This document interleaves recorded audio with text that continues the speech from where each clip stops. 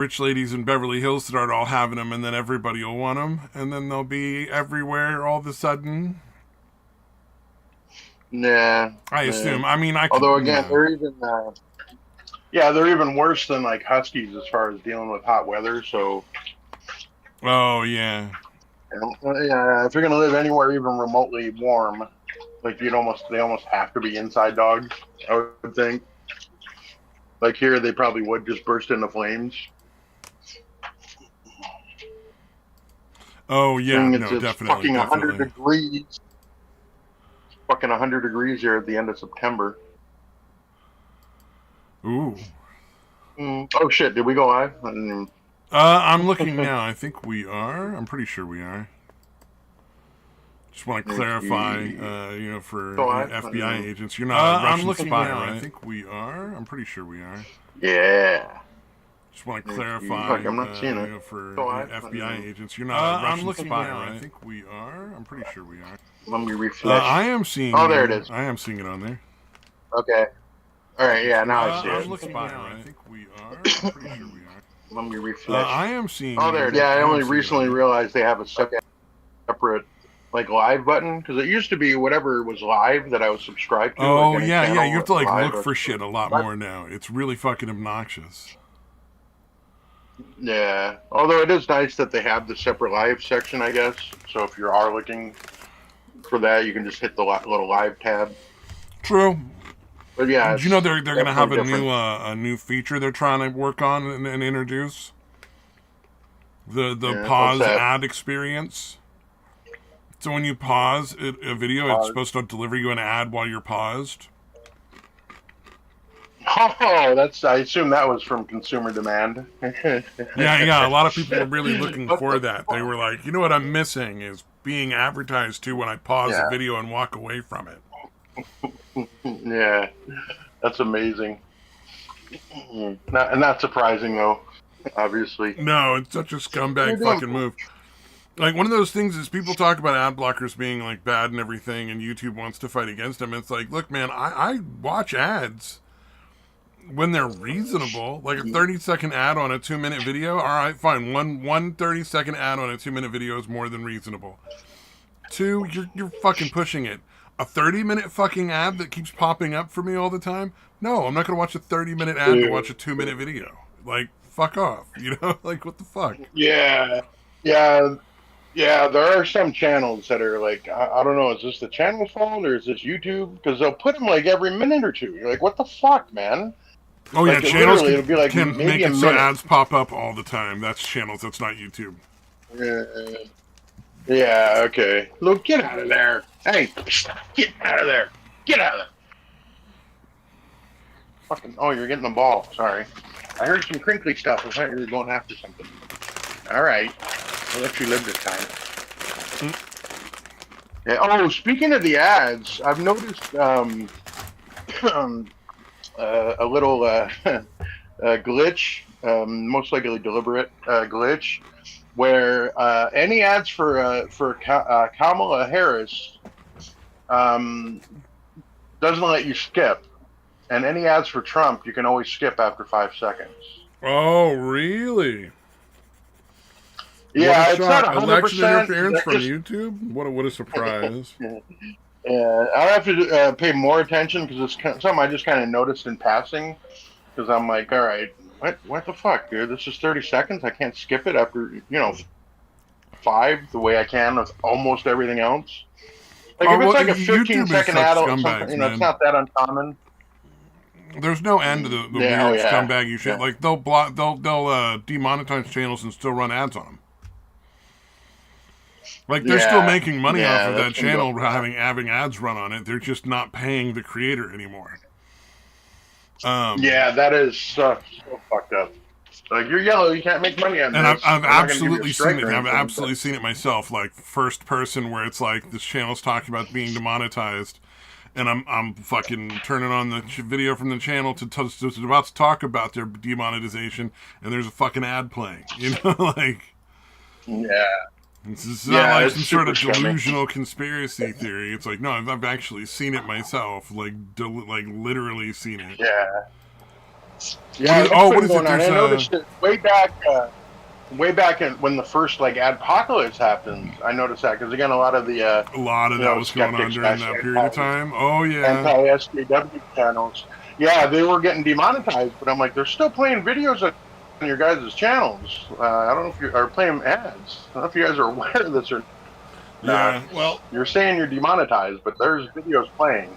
sadly, he who bribes all the politicians wins in those cases. You know what I mean? So like, there's really not a lot that creators can do because they don't have the politicians in their pockets, and they don't have the judges in their pockets, and they don't have the really expensive lawyers.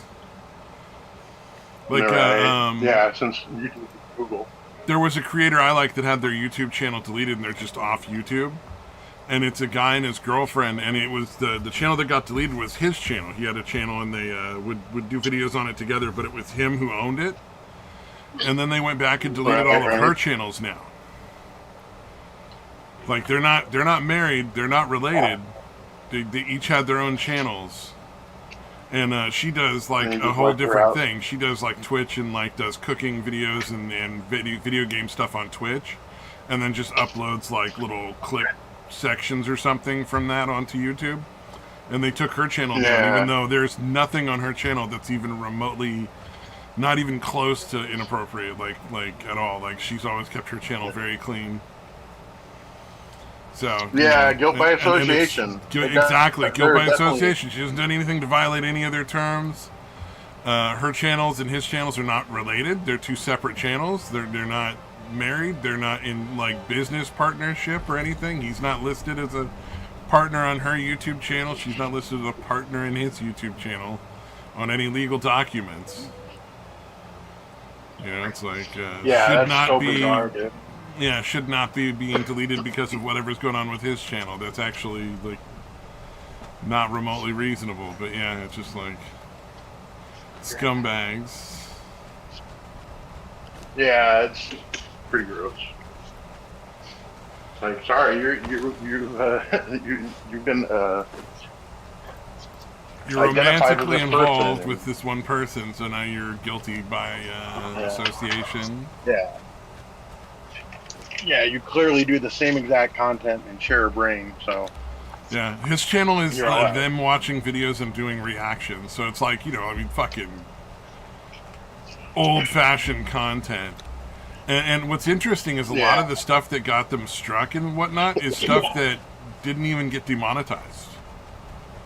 So, like, and it's from, like, long periods of time ago, so it sounds like, somebody went back and filed a bunch of complaints out of spite or something, and then like they got flagged for shit that had been up there for years. Yeah, it's fucking... I was just watching videos on, do you remember Susie Liu? This was from no, like 4 but the name sounds ago. really familiar. Yeah, she's this fucking bitch that was like, got fairly popular mainly off of just, uploading a lot of shit from like the BBC channel and just doing like bare minimum, similar to Sniper Wolf, I would say. Oh yeah. There's a lot of people like that where it's just like them and fucking. The worst is when they fucking auditorially describe the video. Yeah, like the whole thing is just a fucking description. Or they just say what just happened. Yeah, it's like I have eyes. I can fucking see what just happened. Please don't tell me what's happening. That guy just did that thing. Like, yeah, no, we saw it happen. Yeah, so she's one of those kind of people. I get it. All right. Yeah, well, actually, kind of worse because she really wasn't even doing that, and then apparently she was doing all kinds of anime streams of like anime shows where she was really not saying anything, just watching it and like maybe making like a facial expression or something. But anyways, people were like fucking, making videos about her and how awful she was. And then like if they used any of her fucking content, she was trying to fucking strike them, like copyright strike them. Oh, she was trying to file strikes against so yeah, so that doesn't most nowadays that's kind of known as, you don't fucking do that. Well, not only do you not do that, but it's illegal to do that because, like, it's fair use. It's like... if there's a reason, she would claim that it wasn't. She, oh yeah, well they always say it's not fair use, but then they use fair use to justify their own careers. It's fucking absurd. And yeah, apparently it was mostly on her Patreon. She was just literally watch shows and have, again, the show be the main part of the screen and her in a little tiny box in the corner, Oh yeah. I guess like XQC and Hassan do that a lot too, apparently. Oh yeah. So all those guys do absolutely nothing. Like they're not really commentary even. Like they're very clearly. They'll fucking leave. They'll leave for like 10, 15 minutes at a time and just leave a video playing. Isn't there videos where they like sleep through it and stuff too? Like I'm pretty sure like a lot of these people have been caught like sleeping through stuff. I would not be surprised. Yeah, not surprised in the least. Yeah, or that bitch Denims. Yeah, actually, that bitch starts with like an hour and a half of fucking pre-show roll of videos from like Hassan or fucking, other people in the fucking Red Tuber thing. And then, it doesn't come on for like an hour and a half. And then my God, that's so fucking ridiculous. Yeah, it's funny. Like I assume she wants people to think she's like some political streamer, but she's obviously, focusing on the tits kind of shit. You know what I mean? Oh yeah. So. Oh, have you seen? Yeah, and also she's one that's kind of annoying because she'll like hint at expressing an opinion and then kind of stop just short of actually expressing it. Oh God. You know what I mean? Yeah, because she doesn't want to like. She doesn't want to make that. either any side mad at her. She wants to make sure that like everybody, exactly. She's just about the number of eyeballs. She's not about any sort of like actual thought or personality of any kind. Yeah. God forbid the personality distract anybody from giving her money. Yeah. So basically, it's usually the same kind of shit, except again, literally just showing fucking shit. Like it's like those Patreon Twitch streamers where they're just. She started doing it on YouTube. It's like 90% of the screen is a plastic chair with their butt pressed against it or something. Yeah, it's all no personality. It's all tits and ass. Just not get as many people watching as possible. Yeah, it's pretty fucking weird, dude.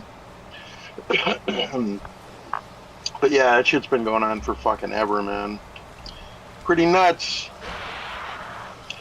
Alright. Oh, fuck. I meant to look more into the Tenet Media thing, because that's really the only video I had seen on it. Yeah, that's the only thing I've seen either, and I've been looking. But it sounds like the only guilty people are the Russians here. If that makes sense. Like, I don't think anybody really knew what was going on, as far as that was their dastardly plan. Which, to be honest, I didn't understand. Not. Yeah, it wasn't clear. How do they have? What evidence do they have that this was a Russian plot? Like, that's the part that I don't get. So, I understand that they're saying that this is funding from a Russian media company. But what I don't see is any sort of evidence to verify that this was some sort of plan. Like where are they getting this information that the Russians had this big plan from? Like, I hear that the Russians had a plan of using them to cause disinformation and stuff. But where are they getting that evidence? Yeah, where's that plan come from? You know what I'm saying? Like, is there some sort of leak? Is there some sort of spy? Because you can't just be like, well, the Russians have a plan and we just made it up in our heads what it is. Like, you need to have some sort of, from some sort of Russian source of some kind or something proving, or Central Intelligence Agency something or other. There has to be some sort of fucking evidence that this was a plan, right? Yeah. I thought they had like messages or something where the RT people or whatever were complaining that they weren't pushing whatever enough, and they were just trying to do self-promotion or something. It was something weird like that. Well, there was something about that. I did see that, but like that's not really. That doesn't really say anything. That's not a plan. Yeah. That's not. Yeah, that's complaining about. Yeah, and I feel like those people, like by being political to begin with, you're kind of sowing divisiveness already, right? in a way. Yeah, yeah, obviously, yeah, for sure. Yeah, The whole well, if thing you want just to be makes no popular. sense to me because, like, you know, just like Yeah, no, it's I don't understand suspicious, where I the guess, idea of this Russian because they're dastardly plot paying. came from. That's the part that I'm confused about. Yeah. Yeah, I don't know. It sounds like it's just super suspicious because they're paying way more money than they should have. Was like 10 or like over 10 times as much as any comparable uh, company would pay for shit. Or you know what I mean? Like it was just like that's suspicious. I guess was their Yeah. rationale. But yeah, yeah, I wasn't 100% sure, and I don't like either of those two. I fucking despise Lauren I'm Canfield, not a dude. fan of But I'm most just of the like, people that are involved. I'm just asking the reasonable, I think the very reasonable yeah, question no, of that's what I'm saying. how do they know Yeah, I this don't is a like them Russian either, but I plot, mean, and I'm how do not they know gonna. what the Russian plot is, and like I'd like to have some sort of Yeah, evidence yeah. of It seemed some like they just kind. were. Yeah, it seemed like they were just doing what they were already doing, which was already kind of sowing discord to begin with. Yeah, You know. yeah, they're the counter. So They're the yeah, counter to the you know this the sort of the common opinion of a lot of people right now. yeah. Like they're They're counter just to like one the particular side of rating side of it. the narrative, so to speak, and it's not really Yeah, so it's fucking weird. like that's not illegal. There's nothing. So I'm just confused. Like there doesn't seem to be any sort of crime committed or Yeah, it really. Yeah, I got to watch that video again. Maybe I missed it. I do play a lot. I play them a lot at 2 times speed. So maybe I need to slow down and just watch it at normal speed and actually pay attention. But yeah, it seemed like they paid us way too much money. Paid these guys way too much money to keep doing what they were doing. yeah. It doesn't seem, but it also doesn't seem like there's any sort of like evidence that this was a plot of any kind. Yeah, yeah, So much as just yeah. Like I like said, I this gotta look it Russian up company more. made an investment in an American company and potentially was going to make money off of it. I mean, I don't. Other than that, I don't see any Yeah, sort of yeah. like It's like they crime. wildly overpaid for it. Yeah, Yeah, I would need so some sort of documents. Like, is there email chains of them literally discussing, we want to sow more discord in American culture, and so we're going to like help these channels. Is there, you know, like that's what I want to see, like some sort of documents or something proving what they're talking about. Because right now it just sounds like a bunch of bullshit. You know, like yeah. I know Matt's not there anymore. He's back to doing his normal Wednesday show on YouTube oh yeah, well because I'm he sure a was lot of doing the people thing jumped ship. then. Oh yeah, you know you don't want to be Yeah, dealing with the fucking potential charges from the federal government, whether they're real or not. yeah, Can yeah. You don't be want to be devastating associated with it. financially and socially. Like it's just yeah, it's not a good place to be. That's for sure. Yeah, yeah. And I don't think Matt was doing anything wrong. I think he just No. uh, got associated with it because of these fucking weirdos. But that's nice. Yeah, Good I stuff. think there's, you know, I'm sure like most of the talent on the channel had nothing whatsoever to do with anything other than just like wanting to make more money on a different platform and saying, hey, well, here's an opportunity to make more money. Indeed. And I don't think you know, that's not a political thing. That's just like, you know, they weren't in a position to be aware of anything more than that. So, like, they weren't on the board. They Yeah. weren't having conversations with RT Media. Indeed. Everybody was just coming at them from. But the interesting thing is to see how this goes. You know, it doesn't look good for Tenet Media just because, like, the history of prosecutions like that is like so overwhelmingly in the favor of the United States that it's ridiculous. So that's just not really looking good for them there.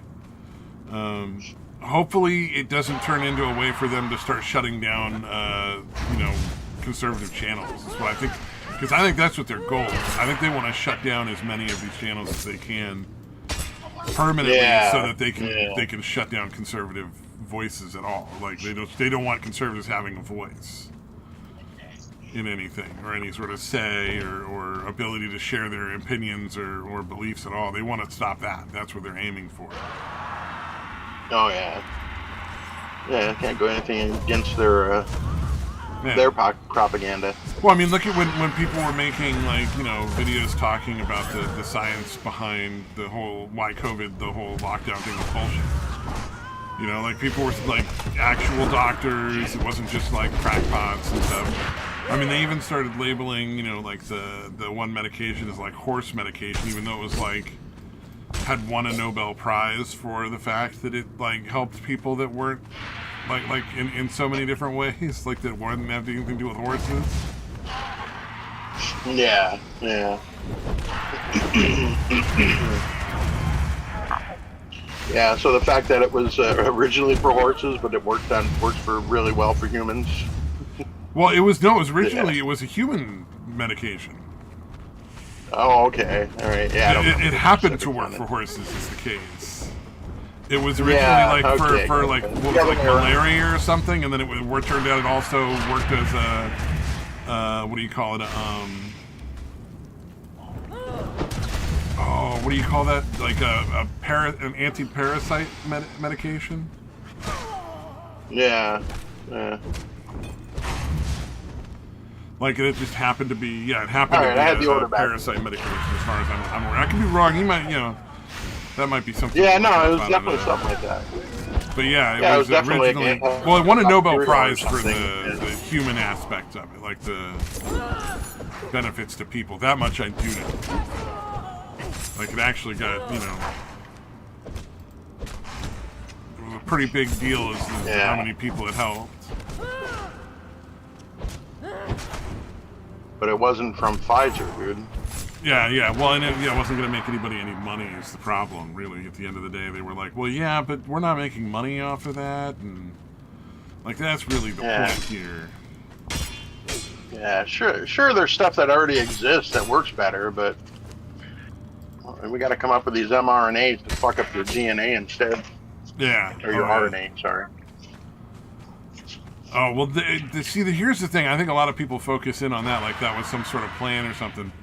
But I think the reality is that that was just an unfortunate byproduct. They didn't give a fuck. Like, they weren't, like, trying to hurt anybody. They just wanted to make money, and it didn't matter how. You know what I'm saying? Like, it was just like... Yeah. For us, it's unfortunate that it damages your heart and fucks with your DNA and shit like that and makes you more prone to illness and getting sick later, That's just an unfortunate side effect that they don't give a shit about as long as we have to, take it so that they can get paid. Yep. What kills me is it still gets pushed. Like, how immoral are doctors that they still push that shit?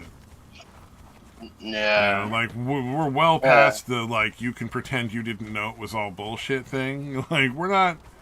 That's just not even a thing anymore, guys. Like, come on. Yeah, sure, like college athletes that had provably shown no heart issues before suddenly dropping dead. Random kids, like random high school kids were fucking dropping like flies, man. Yeah. Yeah, I was saying college because they're like, you know what I mean? There's a lot of money in college football especially. Oh, yeah. So, like, these athletes are checked like fucking crazy. Like, you know what I mean? Their hearts have been examined and shown to be healthy before that, you know what I mean? So it's fucking crazy that they try to deny that shit. Yeah, the whole thing was just bonkers. Let's see, what was it? So that'll be interesting to see. You remember the guy that got arrested because he had faked hate messages against himself to win, like, as part of trying to win an election in Texas? So that guy... Yeah. That guy was apparently getting instructions to do that from a fucking judge. Yeah, I watched that video. So dude, what they're saying, nuts. and it was just like I heard that and I was just like, you're fucking kidding me, right? Like, nobody's that's insane. But no, apparently it is. It looks like a fairly good chance that that was all literally they've got an actual sitting judge who is in office Yeah, there's actually messages of him like, "Hey, this is what I was planning on sending out on my fake hate account." You're like, "Yeah, that's good. Run it." Like, dude, what the fuck, man? You would think they would know better to at least have some kind of code for what they're talking about. Oh yeah, you would think. You would think there'd be, or that they wouldn't even talk through fucking text. Yeah. You know, like you would say, "Hey, this is a bad thing to make public." Like, why would you ever even have this conversation? Why would you not just never discuss it at all? Past the initial directions that you would give in person, like you would just never talk about it after that. Like, I would think, like, that would be my thought, because you know. Yeah. Although I assume they just think they're untouchable. You know what? You're probably right. It's probably just the arrogance of thinking that they just can't be punished. Like nothing's ever going to come back on them. I think you're right. Kind of odd though, if you're in Texas as a Democrat, to think that. That's very fucking weird. Even if you're in a strongly Democratic area. Yeah. The state overall is still pretty fucking red. Yeah, you would think that they would realize that, like, you know, this is something that somebody's going to figure out. But you know, that arrogance, man. If you literally think you're just, no one can come after you for anything. You know, that's just, what line will you not cross? Apparently, there aren't any. Indeed. Yeah, that was pretty nutty. Oh man, I've been watching those seal videos again. Those are all so sad. The ones where they run out on the beach and catch seals and cut like the cords and stuff to get tangled around their necks off. Oh Jesus. Yeah, because like seals get caught, apparently loops around their neck with like fishing line or ropes or cloths or just all sorts of random like plastic bags. Because you know those like third world countries just throw their trash in the fucking rivers and ocean instead of doing anything with it. I was hear like people holding their water like, oh well, you know they can't afford to. It's like no, they choose not to. There's a difference. Because like you could just burn it. Yeah. You know, like you could just burn it in your village. You don't even have to have like a proper facility to not throw it in the river. You could bury it, you could burn it, you can find other uses for it. Like there's so many other things they could be doing that are on par with just throwing it in a river as far as like cost wise. Yeah, yeah. And in fact, they would probably make a profit off of not throwing it in the river, I would imagine. Just because like then the river would, you know, you could like fish from the river or like get a, like it wouldn't be toxic as much, you know. Like yeah, if your river is capable of catching on fire, you're probably throwing too much, you know, toxic shit in there. Yeah. Oh yeah. Yeah, isn't like the Ganges, like in India, like notoriously just fucking super polluted? Oh, all of them. Like any body of water in a third world country is pretty much like don't touch, because it's dangerous. It's kind of a sad part of like the reality of how the world is. Yeah. Yeah. Cheerful. What else is there? Let's see, because I've got there was other stuff in there I just don't remember offhand. Yeah, I always try to catch up. Like, like most of the time I'll watch the videos that you post. But well, not I can't even say most of the time. Oh, but, yeah. Charlie. Most of the time I wake up, I'm like around noon on Thursday. I'm like, oh fuck, dude. There's like 8 videos you posted that I haven't watched. Charlie's. So I'm like, I gotta fucking catch up on my homework. If you watch them or not, it's fine. You don't have to watch everything just because I put it up there. Charlie, I think, had a bad take on P. Diddy's lawyer. P. Diddy's lawyer, I think, is a fucking is a fucking genius, and I think Charlie's a fucking idiot. He's calling him like a clown, and I'm like, dude, he's not talking to you, Charlie. You're a fucking intelligent person who keeps your finger on the pulse of what's going on and pays attention to multiple information sources. You know, like you're not a normie. You know, you're an internet guy, and it's partly your job to be keeping track of all this stuff so you can make videos commentating about it. It's for the people that are not paying attention. The average person is going to hear this guy talking and be like, wow, he's so charismatic. And yeah, you know what? Well, hey, you know, maybe P. Diddy's into some weird sex stuff, but that's not... Why do we put him in prison for that? That's kind of ridiculous. You know? So what if he stocks up on baby oil? No big deal. Like, no, this is a fucking really smart lawyer. And I really hope that if P. Diddy is guilty, and it kind of sounds like he probably is. I don't know enough about what's going on and I haven't really researched anything, but it sounds strongly like he's very guilty of a lot of really awful things. I hope whatever the attorney is they're really fucking not taking this guy lightly, because he's clearly very intelligent and working a very smart campaign to put the public on P. Diddy's side. Like, very clearly. And I would not want to be on the other side.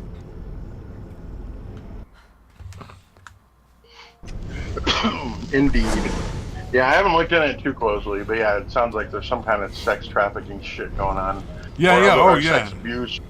Yeah. Oh, it's very, very hard to say there isn't. It'd be very difficult to say anything else. Yeah, there are definitely orgies going on, which isn't necessarily illegal, but it sounds like they were doing some illegal shit in there. Well, so like it sounds like they're going with the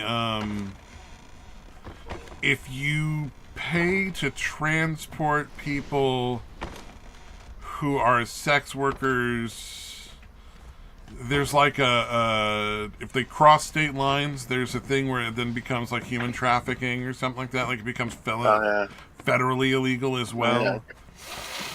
All right, gotcha. Kind of like those parents where like it's not surprising.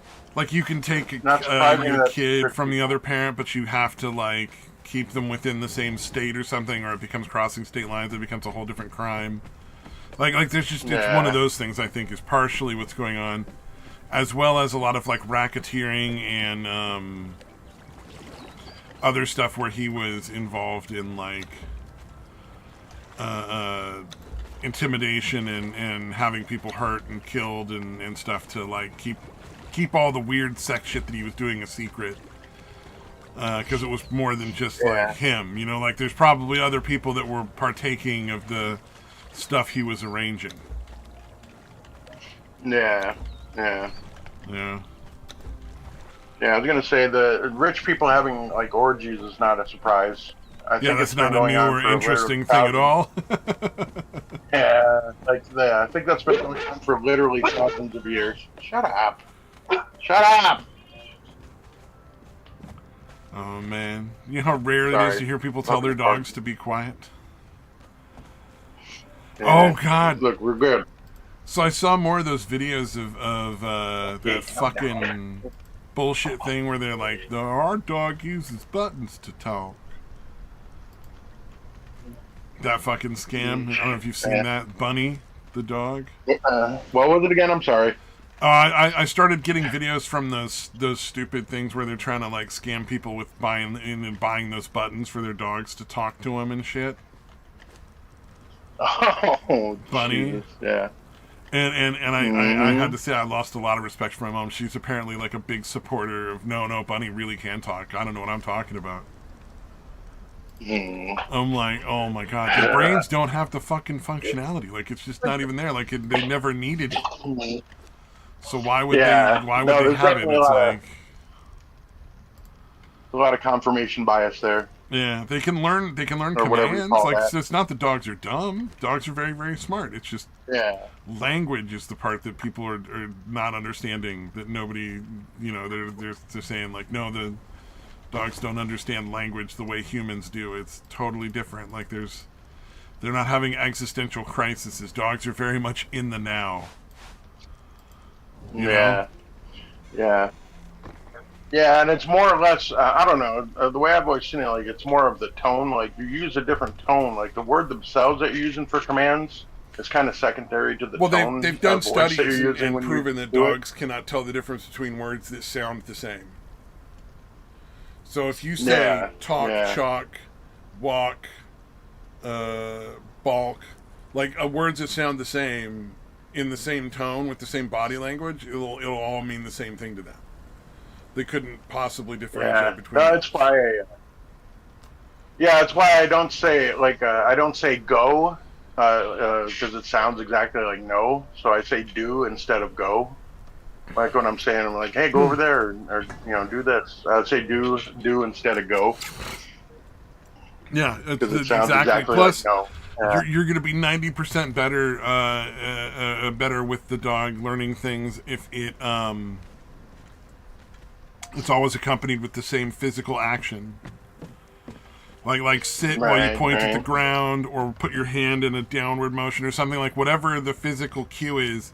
If it's the same, it'll help the dog tremendously. Yeah, indeed. Yeah, Figure out and this dog's. yeah, it's dogs are super smart. Like they can learn a lot of words, a lot of commands that they'll associate with what actions you want them to take. They just they don't Yeah, understand like existential like things. Like they don't differentiate.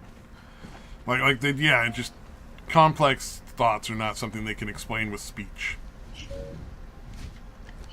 Is essentially. yeah. That's where they fucking get a little, yeah, a little Yeah. fucking nuts with it. And it's so sad. It's like Yeah, it's like, oh man, I just have to lose so much respect for people that are like buying into it. You know what I mean? Like it's like, oh, I want to believe that you're a smart and intelligent person, but this just makes me know that you're not, just objectively.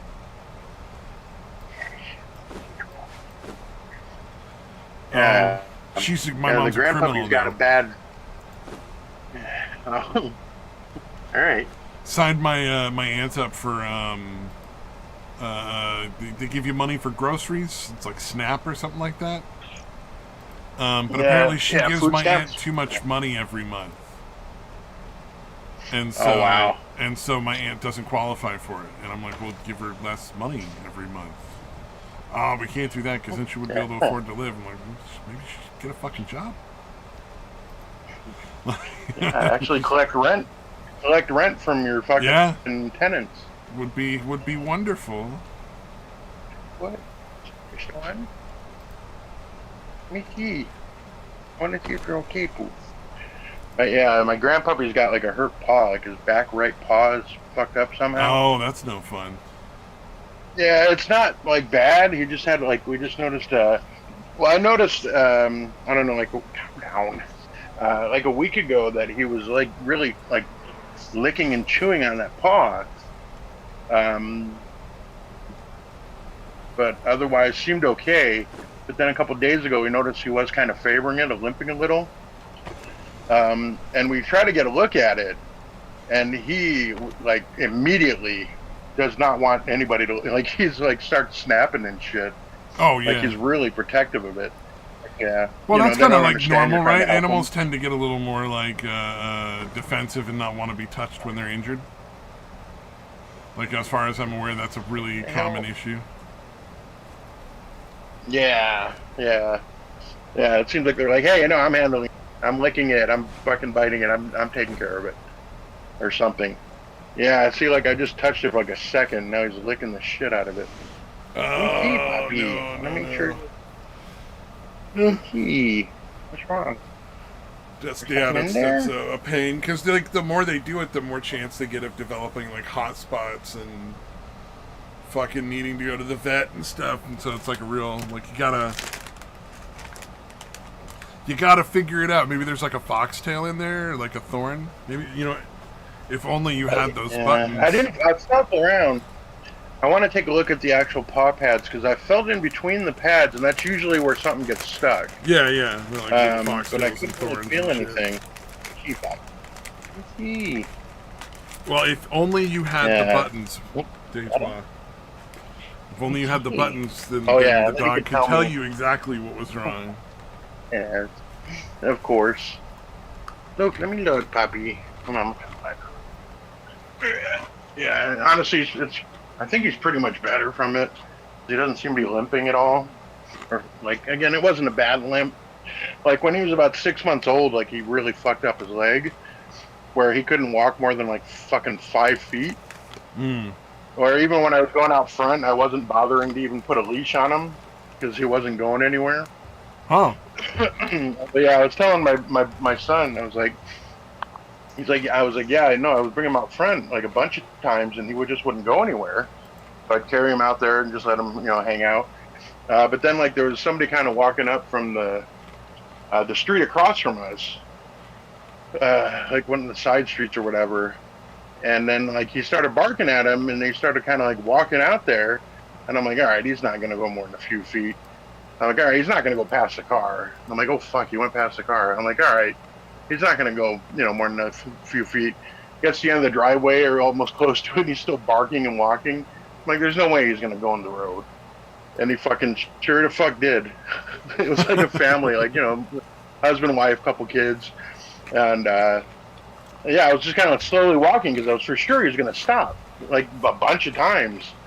And then I'm like, I'm sorry, guys. Like they recognize as a golden retriever. And as soon as he got up to him, he just like, smelled their hand and let him pet him. But yeah, I ended up having to scoop him up and carrying him back. I'm sure he was real fierce Yeah. when he was close up. Oh yeah. Most golden retrievers, that's when they're the most dangerous, really. Said I assume they know. Yeah, it was a golden retriever and he was harmless. Oh shit! Did that kick me off? No, you're still there. Just got a call. Okay, all right. Yeah, I got a phone call. I thought it kicked me off. Oh yeah, yeah. You never know. Cell phones do weird stuff. See? I get a lot of those fucking scam calls lately. Like, I don't answer the phone anymore. I'll wait for a message because, like, the scammers aren't going to leave me a message. But if somebody really wants to say something, like it's work or something, they'll leave me a message and I can return the call.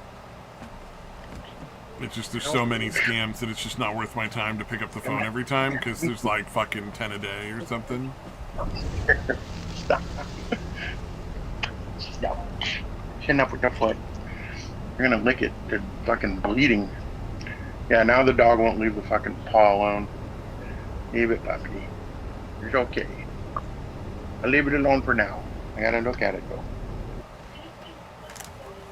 What's that? Your Grammy? Your Grammy? Yay. Yeah, I think my mom just got home. She's been gone for like a week. So yeah, he constantly so runs very into her. excited. Yeah. Good. Lay down. Good. I'll bring you out to see her in a little bit. What is it? Can I look at it? Can I look at your paw? Go ahead, sorry. I'll try to stop talking to my dog. Did you see the video with the Italian guys that I put up there? Italian guys? I don't. Yeah, the video has a thumbnail of them pouring coffee in somebody's hand. Yeah. Oh yeah. Okay, yeah. Yeah, the girl with the white chocolate and sugar or whatever, and then they show the coffee guys. Can you imagine a more fucking obnoxious thing to do at a fucking restaurant? Yeah. What the fuck? That was part of the restaurant's like their thing? That was the dessert, where she was supposed to lick that stuff off of her hands. That is bizarre, dude. I mean, it's obviously supposed to be like sexy. But I gotta say, like, that does not appeal to me at all. Yeah, that's very odd. Some guy was like, oh, well, you're not understanding. You get to lick it off of her hands, too. Like, yeah, it'll be super kinky. I'm like, I don't want to sit and suck on somebody else's hands for a fucking any length of time in a restaurant. Thank you. No. Yeah, bring out some, like, white chocolate soup, and I'll eat it with a fucking spoon. How about that? Yeah, That seems I'm happy to have like a lot mousse or better. something, you know, like a mousse or like a cake or a pudding or something, and we could feed each other with spoons. But you know, like unless you washed your hands right beforehand, and even then, I'm not really sure that that sounds great either way. Oh, come on. Okay, I'll leave it alone. Calm down. And then imagine how sticky her hands would be at the end of that. Yeah, yeah, white chocolate, like melted white chocolate, super fucking sticky, dude. Okay, and Plus, sugar. you're supposed, and you're licking Mixed it regular and sugar. stuff, so it's just gonna just like you're only gonna get the surface level of whatever it is off. Your hands are gonna be sticky as hell until you wash them like 2 or 3 times. Can you imagine if 2 people both got that dish at the same time? Because like I'm picturing whoever was with that lady having to like hold doors for her.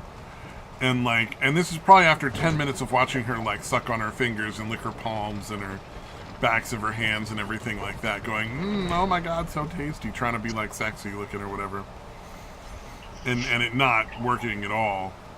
Yeah, yeah, yeah. I can't imagine any woman that I'd want to be fucking hot to watch. You know? Yeah, it would just be very obnoxious. You know, it's like. It'd be like the lady who it's like the first time you've ever met and she's ordering like, you know, like it's a blind date and she's ordering a lobster or something. And it's like, whoa, come on now.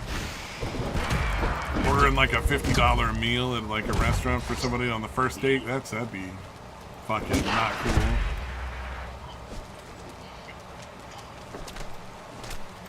Yeah, that is very, dude. Yeah, it just doesn't make any fucking sense. Yeah. Those guys are do they do that with the entrees, or is it just a place where they pour dessert in your fucking hands? They like, only showed the one clip, so I don't know. I have no idea. Yeah, but that is a good question. Like, it does beg the question. Like, are you getting like hand foods to eat? Like everything is with hands? Because I know there's like yeah, there's certain kinds of restaurants where you are like supposed to eat with your hands, like Ethiopian restaurants, because everything is used like every meal is served with a giant spongy sort of flatbread thing, and you're supposed to use the flatbread to scoop up the other foods, like the soups and the stews and the whatnot that you're eating there. Right. So I know that. Yeah. And then sushi is one of those things where it's like it's either you're supposed to either use chopsticks or your hands, and your fingers is perfectly fine. Like they expect you to use your hands in most sushi restaurants, and that's considered totally normal. And there's like one other kind of food I want to say that you're supposed to use your hands, but I can't remember the name of it. I've been trying for the last couple seconds, but nope. Whatever it is eludes me. Yeah, a lot of Mexican food. Like There's a lot of Mexican food. A lot of Mexican food is pick up with your hands, like burritos and tacos and well, they don't necessarily do the burritos and shit, but they definitely will use it essentially the same way, where they're using a piece of the tortilla to pick up like the beans and rice and all that shit. So yeah, it's essentially the same thing. Yeah. That's one I didn't think of. There was another one I was thinking of, but that's a really good, fair point too, though. Yeah, no, I just remember them kind of making fun of me for using forks or whatever, because they would use the tortilla for all that kind of shit. But they did too, so like, you know what I mean? They were just being smartasses, because it's not like they don't use forks and shit. Oh yeah. It was just kind of fucking with me by pretending I'm weird. I like to fuck with people and use like forks and knives when people consider it to be inappropriate. Like I'm totally down with eating all of my pizza from now on with forks and knives. I will 100% do it just to fucking irritate people. The Italian guys that made that video, I watch them, sort of hate watch them. Like I think they're just fucking around, but they're constantly telling people like, no, that's not how you're supposed to eat pasta and stuff like that. And I'm like, it's not going in your mouth. Shut your fucking hole. You know, like if I want to eat, if yeah, I that want to shit's break my fucking pasta stupid. when I cook it, no, I'll break my fucking pasta when I cook it. It's none of your fucking business. You're not eating it. Don't fucking whine about it. But they do a lot Yeah, of that stuff because that's like sort of eating like a. yeah, like using a what do you call it? Like using a spoon for spaghetti. Like you putting the fork into the spoon and twirling the spaghetti is a big sin, apparently. Yeah, yeah, oh yeah. Yeah, I've never done it. I've never felt the need to do that with the Oh, spaghetti, oh. but if somebody does, I'm not going to The freak way out. I eat spaghetti would drive them nuts. Right. So we make a really hearty meat sauce with our spaghetti, right? Like it's marinara, but it's also like a lot of ground beef and mushrooms and stuff and onions. So there's like it's very chunky. So Yeah, you can't yeah, you can't great. twirl up the pasta and get sauce with it. Like it just doesn't work. But what Yeah, you can do, too thick, what I yeah. do is I take a fork and a knife and I cut the noodles all up and so they're in smaller chunks so I can just use a spoon. And I can imagine that just would infuriate those guys. But it's like, you know what? It's an easier, neater way to eat pasta. Like, I don't like the idea of slurping up noodles because then you get sauce all over your fucking face or your shirt or whatever, you know? Like, it makes a fucking mess. Yeah, I would usually just chomp it off, so then there's like like I'm eating half of the. Oh, you know what? I don't even really think about that, where you like twirl it up and then like just cut the bottom trail off or whatever. Yeah, no, yeah, that's a good point. That's a good way to do it too. Yeah, because if not, yeah, it's entirely too fucking long. Even when you even when you twirl it around a spoon or whatever, fork or whatever. Exactly, and then it's annoying. Like you gotta like fucking gets on your shirt like little splatters and stuff when you're trying to slurp it up. I think like slurping is part of the culture of eating ramen in like Japan. Like if you don't slurp the ramen, it means you didn't like it. All right. Like that's their thing, and it's like, well, that's dumb. But whatever. Like yeah, that seems pretty fucking silly. Man, it's absurd. But like, you know, that's their thing, and it's like, all right, that's cool. You know, they can do whatever they want, but I'm not gonna do like that. That's not how it works. Right. Yeah, I'm gonna eat it the way I eat it. Well, because it makes a mess. Sorry if you're insulted. You know, like the ramen is sitting in broth the whole time, like this chicken broth or beef or pork or whatever kind of broth, and every time you slurp those noodles, that broth is just going to go like splattering all over the place. It's gross. Like I don't want to get that all over my shirt and my clothes and my face while I'm eating. So I'm definitely like not be slurping. Yeah, that seems like a very odd, like custom or whatever the fuck. Yeah. You know, you're supposed to get the shit all over the place. That's like fucking a compliment for some fucking reason. I think isn't there like some cultures where like a belch is like considered like after the meal is considered to be like, hey, this is really good. Yeah. Belching is farting. I think sometimes is the same for some fucking reason. Yeah. Well, I can make myself belch. I don't know if I could make myself fart necessarily, but that might be a dangerous game you're playing. You know. Yeah, it's definitely not something that you're going to do as quickly as you can make yourself fucking burp. You know what I mean? It's you swallow enough air that it starts coming out the other end. Yeah, that's not something that you can pull off within the time of eating a meal. I wouldn't think. That would make me very nervous. That would make me very nervous if I had to fart after every meal to like show how much I loved the meal. I'm like, oh man, I don't know if this is gonna work out, guys. Dude, there's a fucking Mr. Show sketch about that. There's a fucking I don't know, some guy was having his boss over, and they're like, hey, yeah, that's my wife's 4-bean casserole or whatever. He's like, did you like it? And I'm like, yeah. And he's like, I don't hear you farting. And then there's like some guy, his name was Fartin' Rudy, was like that's the pinch hitter to come in and pinch farter. Yeah, it was pretty funny. It was obviously just fucking silly, but he would have to ask, like, to know what kind of fart to produce. Like, what was it? What did you eat? Oh, it's just warm meat casserole. Like, oh, okay, I got you. And then obviously the Spartan Rudy pulls off the appropriate part, and the bosses, you know. Oh god, that reminds me of the who pooped the bed on It's Always Sunny, where there was a point at which they were talking about how Cricket was what do you call it, able to make poops that looked like other people's poops, like to make, what do you call it, counterfeit poops. He could counterfeit anybody's poops if you gave him the right amount of money. He'd do it for you. Jeez. Oh man. What scenarios do they come up with where that was required? That would be my question.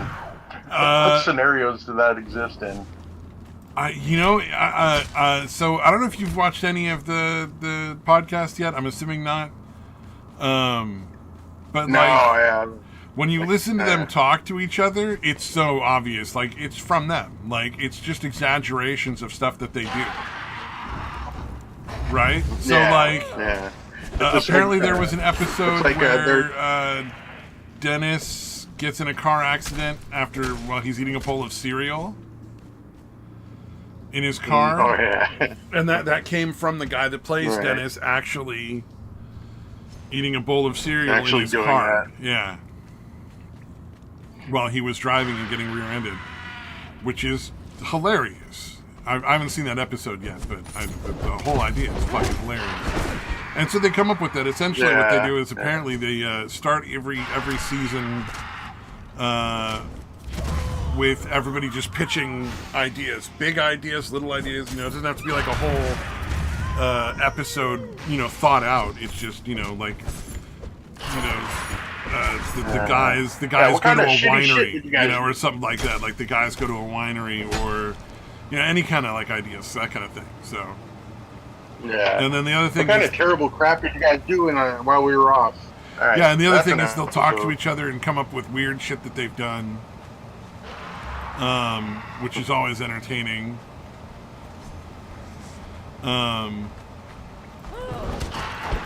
Like I'm trying to think. The other thing is, I don't think that necessarily who does it on the show is retro necessarily who did it in IRL. So like maybe Mac did something or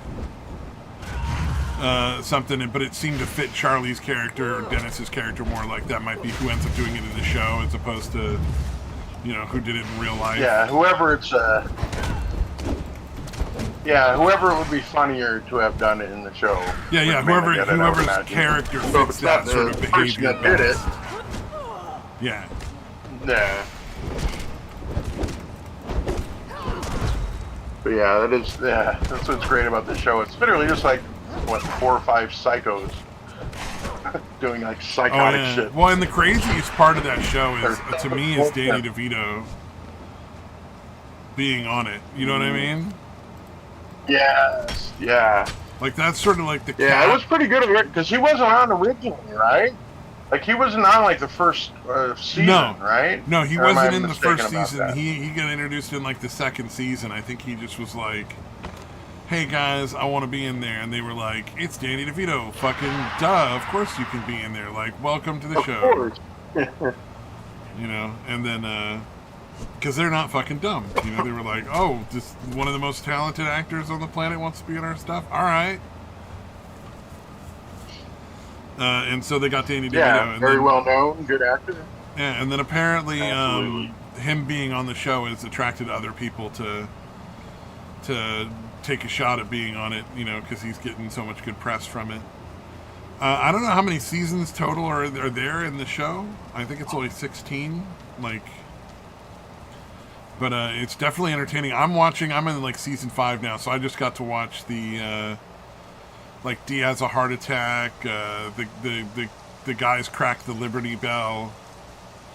Where they all like are telling the story, and then they show the story of their characters and what they would have been like in the 1776 era or whatever.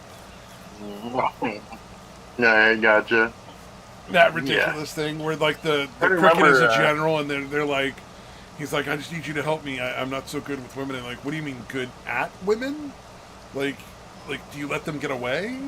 Because they don't have any rights. You just take them, like do whatever you want with them. Like why are you talking to them? Yeah, they're property. Yeah, that's like the most scumbag possible response like you've ever heard. Just like, oh man. What are you, respecting their wishes or something? You're listening to it's like they was so foreign to them that they were like, "Are you gay? We don't understand." Like, right.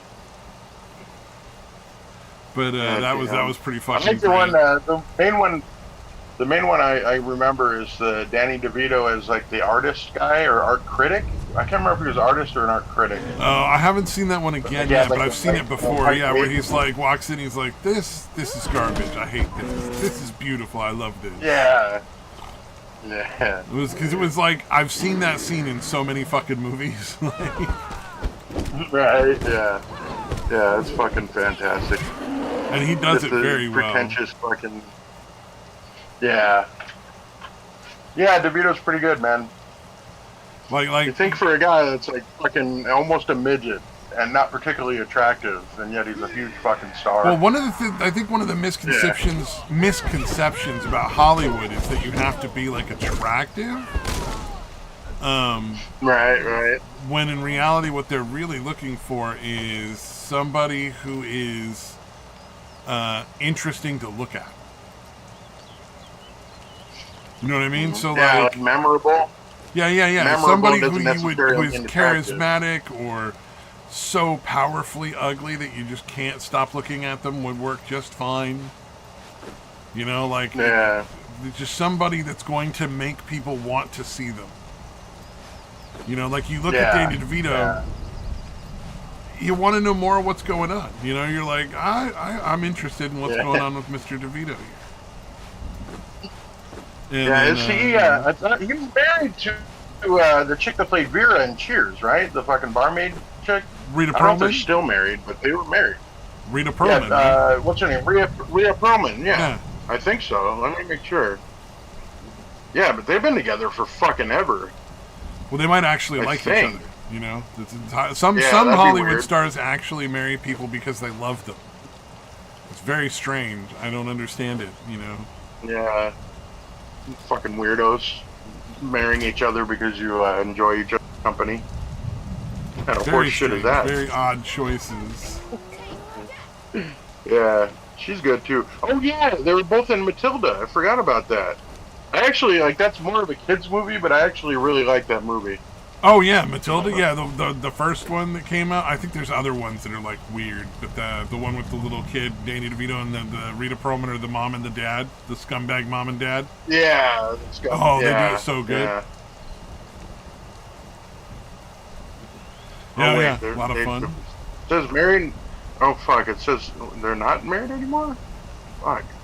It says from married 1982, separated 2017. That's still a really good run. That is a pretty good run, yeah. Yeah, that's 35 years. That's a solid run. Yeah, you gotta wonder what happened, It's kind of sad. Yeah, let's see if it says anything. It was reported that they had reconciled in 2012. A couple later separated in March 2017. Did he, cheat on her with hookers, Okay, so they're separated but not divorced. So, yeah. It says, maybe they just got tired of fucking each other. Yeah. They were like, look, I still really like you, and we'll live in the same house, or we'll visit regularly or something, but I can't be banging you anymore. Like, they just couldn't bang each other, and they're like, we can bang better looking people now. Got all the money. Well, they're both in their 70s, too. And neither of them were particularly attractive in their youth. True. So, yeah. They were probably just like, we're all right. Like, we'll get to, we'll stay married, but live separate lives in separate buildings. Probably easier from a financial perspective, too, like taxes and stuff. Yeah, especially if I assume they both to live in California. Oh yeah, no Still, doubt. probably. A lot of expensive fucking So, costs to live there. I'm trying to think of what else she's been in. Because obviously he had a lot more movies and shit, but Cheers was obviously super well known. So the Canadian Bacon, I don't remember her in Canadian Bacon. That was the one where they did like the fake war with Canada or something. I think Alan Alda's in that. Hold on, I'm gonna look it up. Canadian Bacon, Michael Moore. Oh, it was a film, but it was done by Michael Moore, the documentarian. Yeah, Alan Alda, John Candy. Oh, that was John Candy's final film role. Huh. Oh wow. Rhea Perlman, Kevin Pollak. Okay, Rip Torn. I love that fucking name, Rip Torn. Like the guy that played fuck. Zed in the Men in Black movies. Okay, I was gonna say movies, Zed was in like what was the one where the guy talked to animals? Was he in Doolittle? Dr. Doolittle? No. It was he was a barbarian that talked to animals. The Beastmaster. Oh, okay. He played the evil priest in the Beastmaster. He played Zed in the what do you call it, Men in Black, like you were talking about. He's doing a lot of shit too. He was Patches O'Houlihan in Dodgeball, the guy that's throwing wrenches at everybody.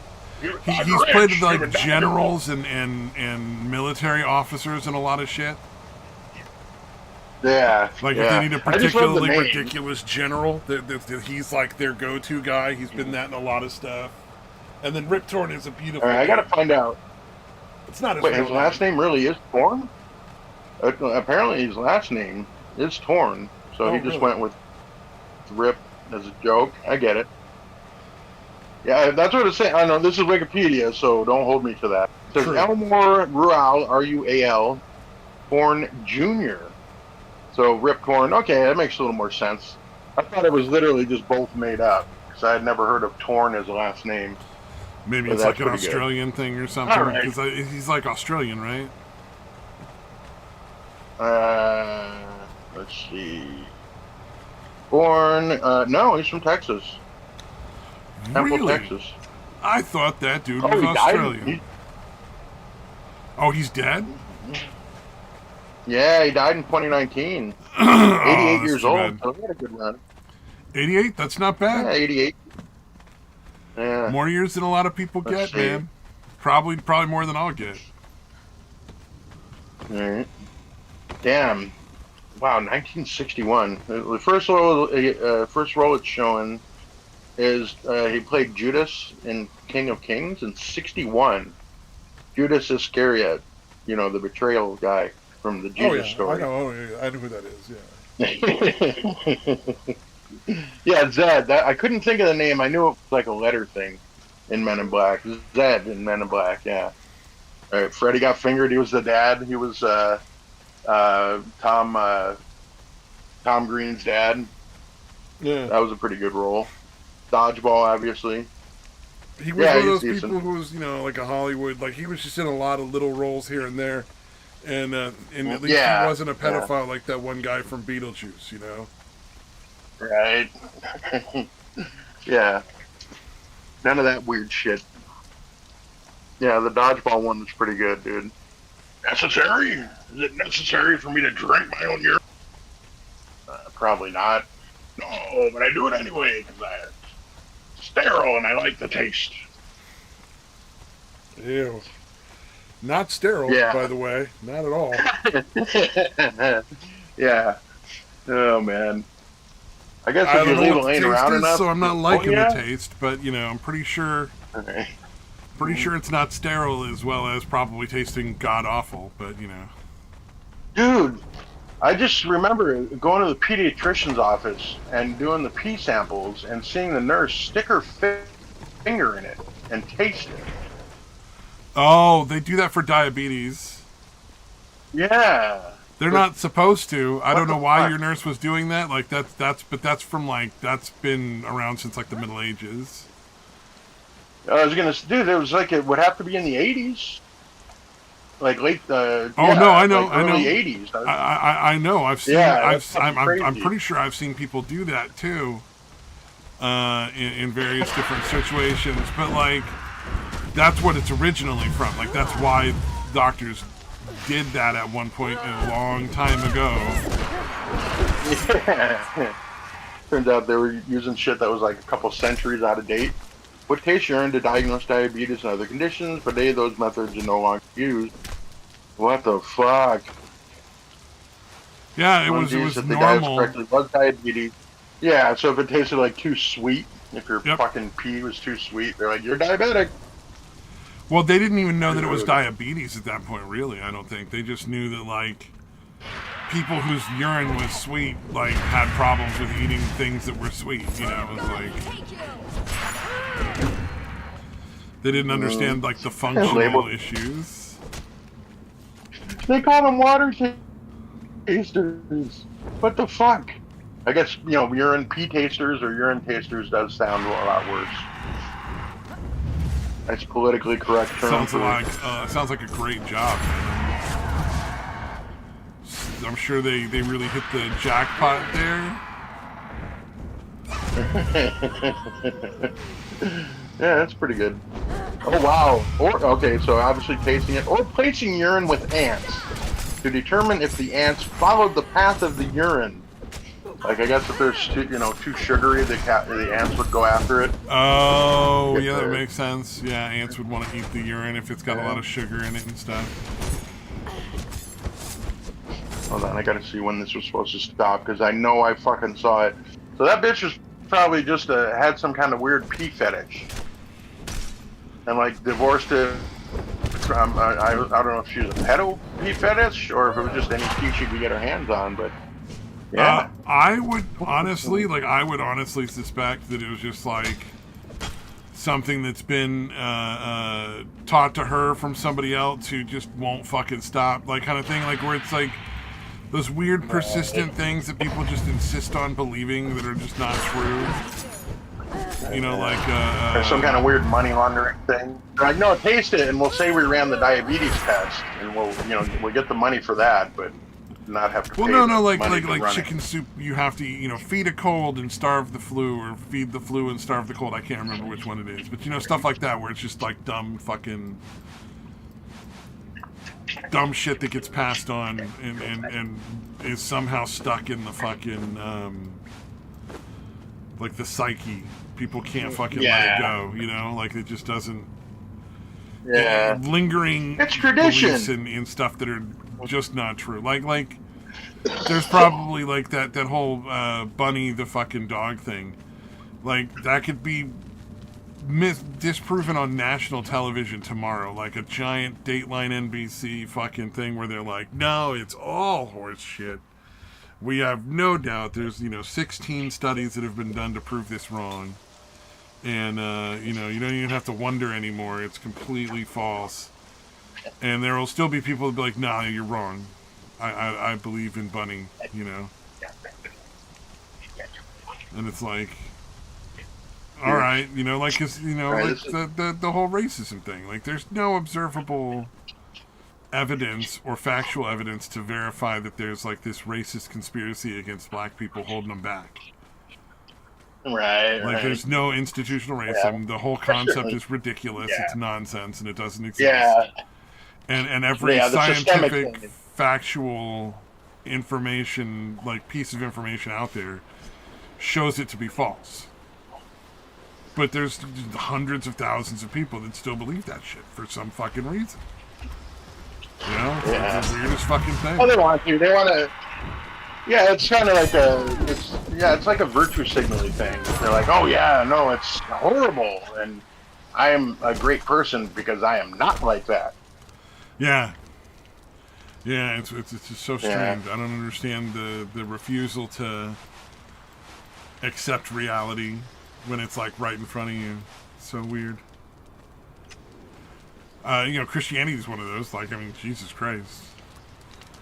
Like, we know that there's probably was never a Jesus, or there may have been somebody with that name, but very unlikely that any of the things in the Bible occurred. Yeah. They definitely turned him into a superhero, like a comic book superhero, over the years. Yeah. Oh yeah. Yeah.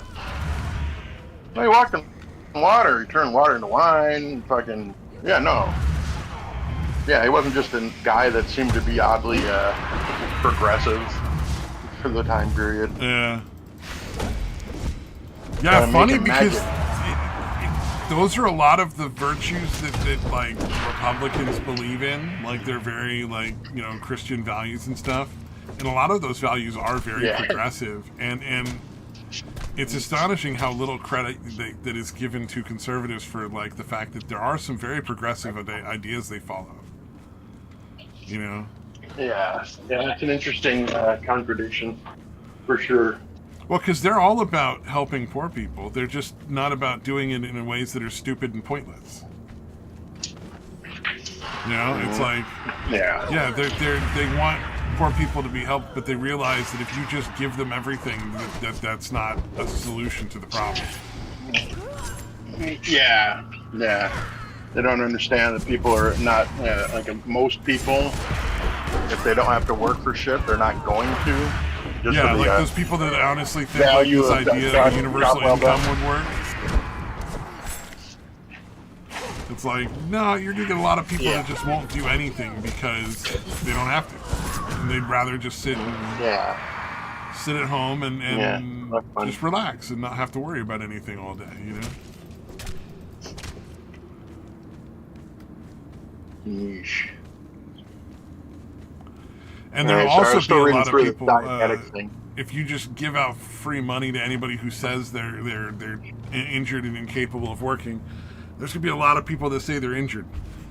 Whereas if you have like the requirement that a doctor sign off on it, you know that makes a big, it's a big difference, because then you have a better idea of like the people you're helping actually do need the help. Like, because hey, I think most people, even Republicans, would say, yeah, if somebody's medically incapable of working, we can't let them just starve to death. Society should definitely take care of that person. But, you know, we don't want to just hand out free money to anybody who says, woe is me, my legs are broken and I can't work. You know what I mean? That's just fucking dumb. Or like, you know, if people are going to fucking...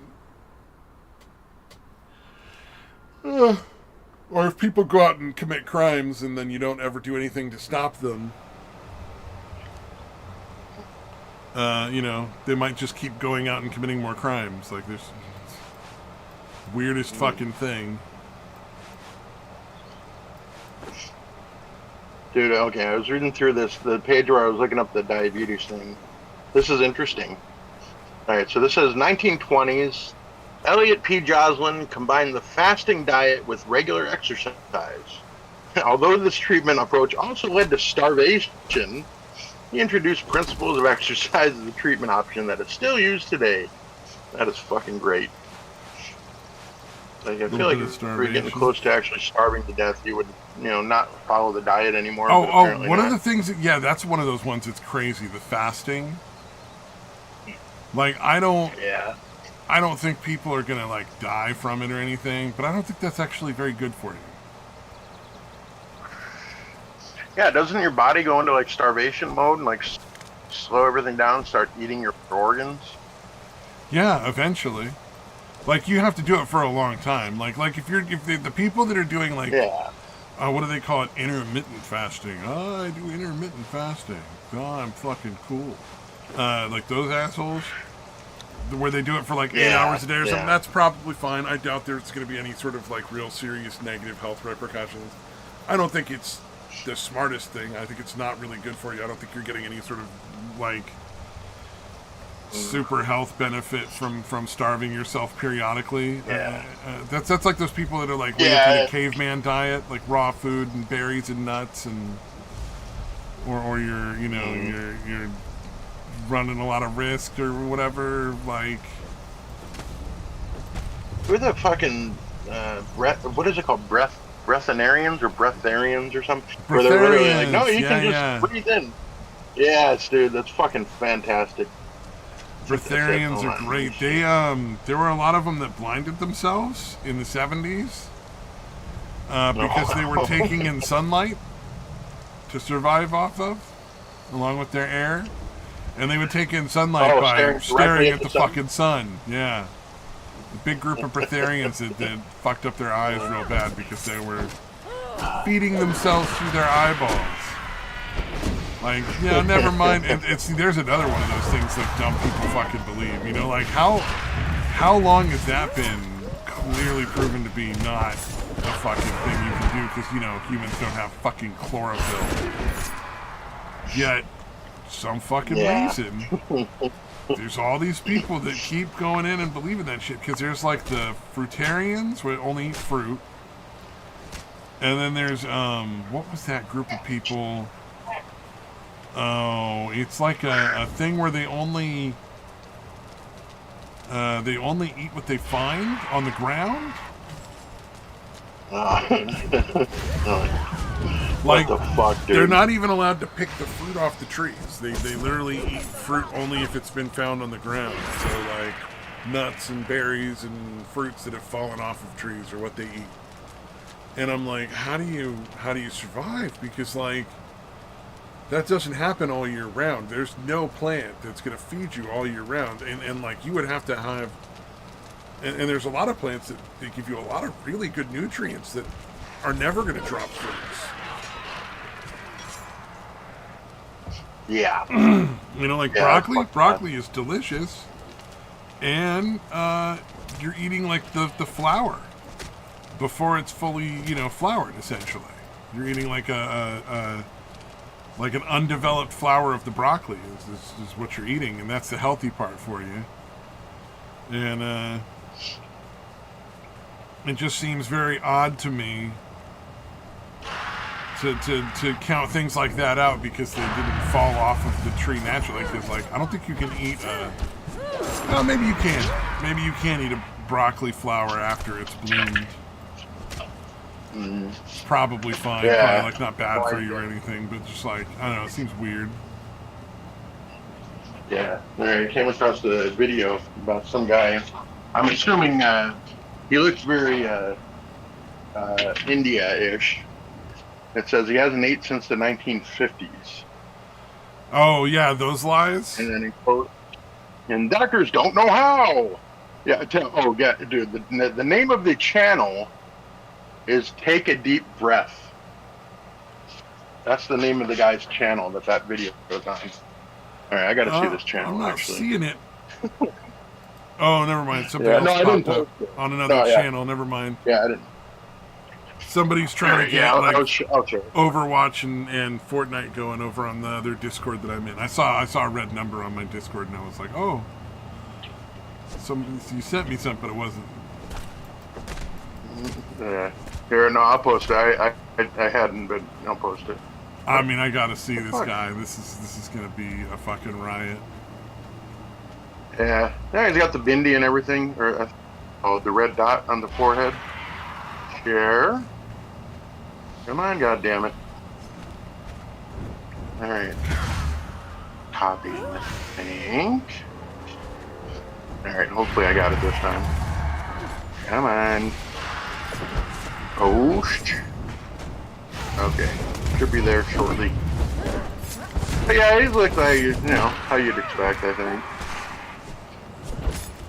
Actually, that bindi thing actually is kind of fake.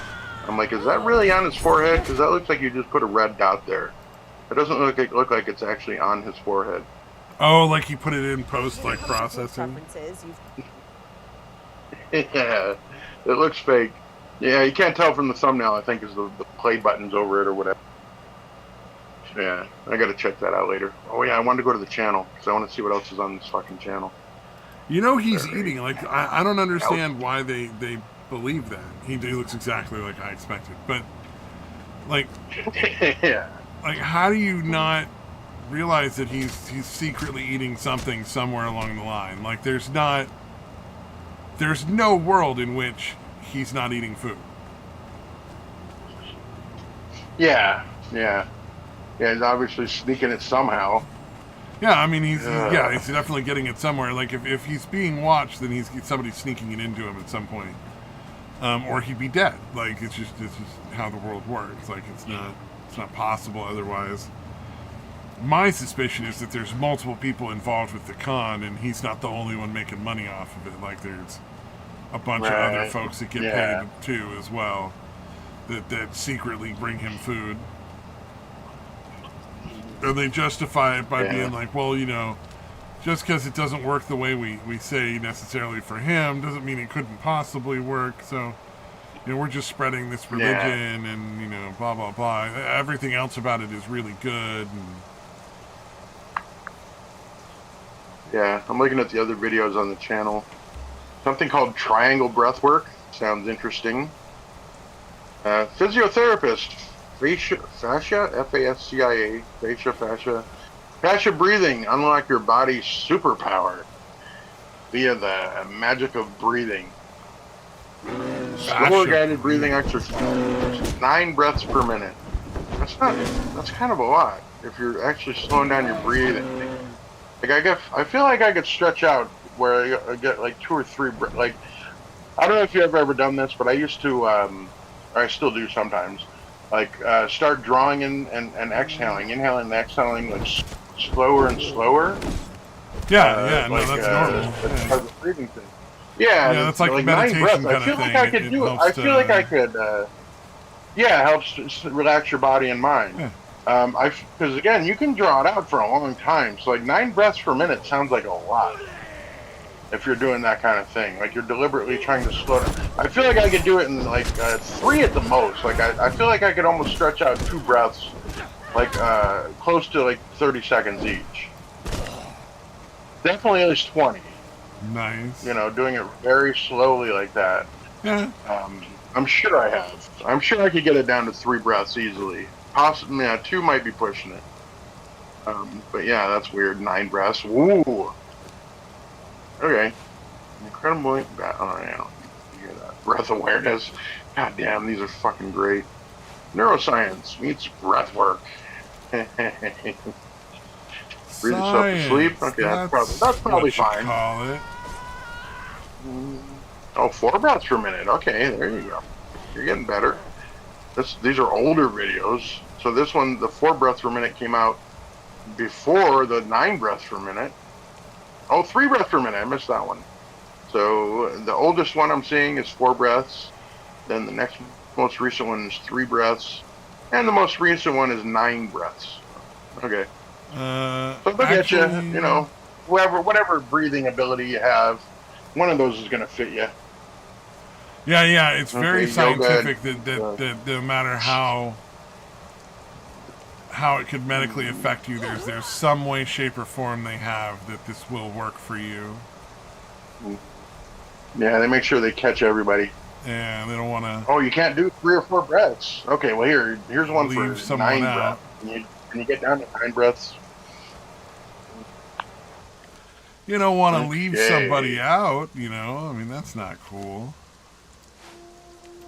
5-minute heart coherence breath work. Why does he look like he's picking his nose in the thumbnail? That seems weird. It looks like he's picking his nose with his pinky.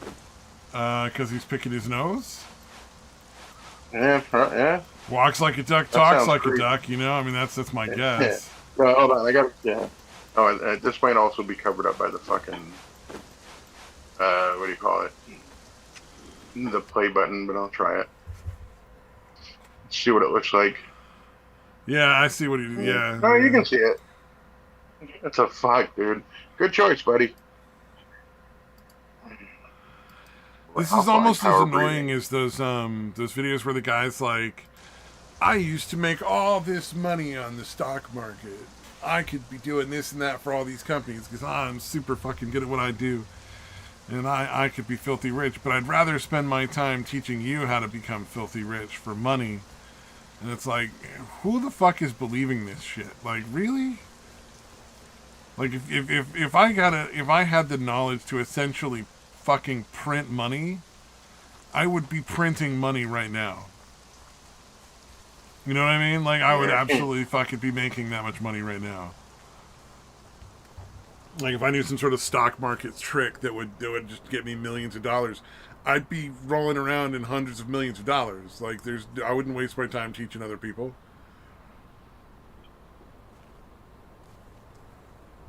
Right. And I'm not a bad person, Right. but that's just, reality. Like, I could make hundreds of millions of dollars and then give away tens of millions of dollars to, like, make everyone else, help other people and still feel really good about myself. You know what I mean? Like, I can't imagine why I would be like, oh no, it's so important that I teach all these random strangers how to make money.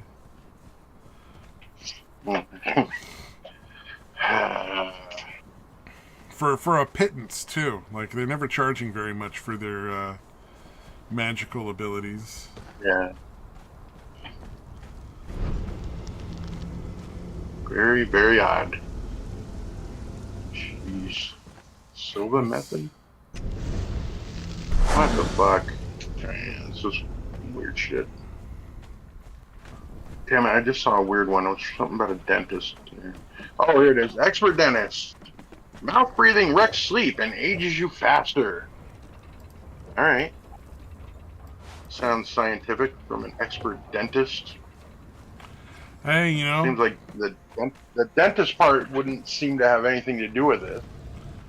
But okay. Yeah. Sounds like there's a lot of copium going on here. Yeah. Yeah, it's like this crazy bitch somehow managed to become a dentist. And listen to this. Oh, man. Yeah, the number of people who claim dumb shit. That have managed to become like doctors and dentists and shit. Oh, yeah. I mean, I had nuts. a doctor try to tell me that, like, soda was fucking stealing the calcium out of my bones. Like, I don't know what fucking planet they're from, but, like, that's just, like... Yeah, that's very odd. Remotely true. Breath junkies. Why we become addicted to fast breath work. Okay. That's probably enough. I'm done with this shit. I'm addicted to fast breast work. Like if I can see some titties. Like some titties real quick. Yeah. Yeah. I'm assuming it's where you essentially hyperventilate and you end up. Oh yeah. Like dizzy? the endorphins and shit get released. Yeah. You get all lightheaded and shit and did. Well, there's like I think there's all sorts of ways of reaching like weird euphoric states. What is it?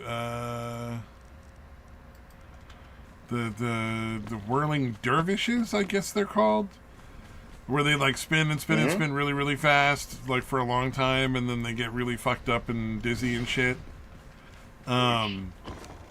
Like that's one of the things where like they do that, and it's like supposedly like part of a religion and stuff. But there's a lot of people that spin on it. Like there's there's other groups that do it too. It's not just the whirling dervishes. That's just the one like everybody has seen, where they have like the sword in their hand and they just spin around in a circle. I'm sure you've seen that before.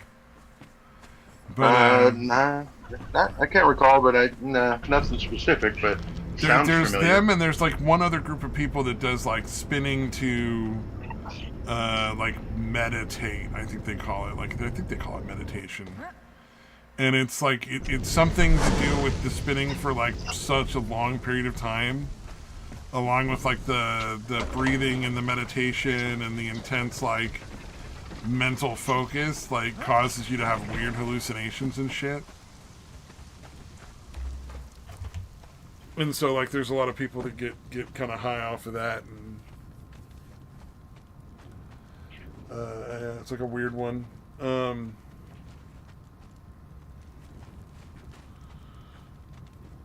There's some other weird like religious follow. I can't think of it offhand though.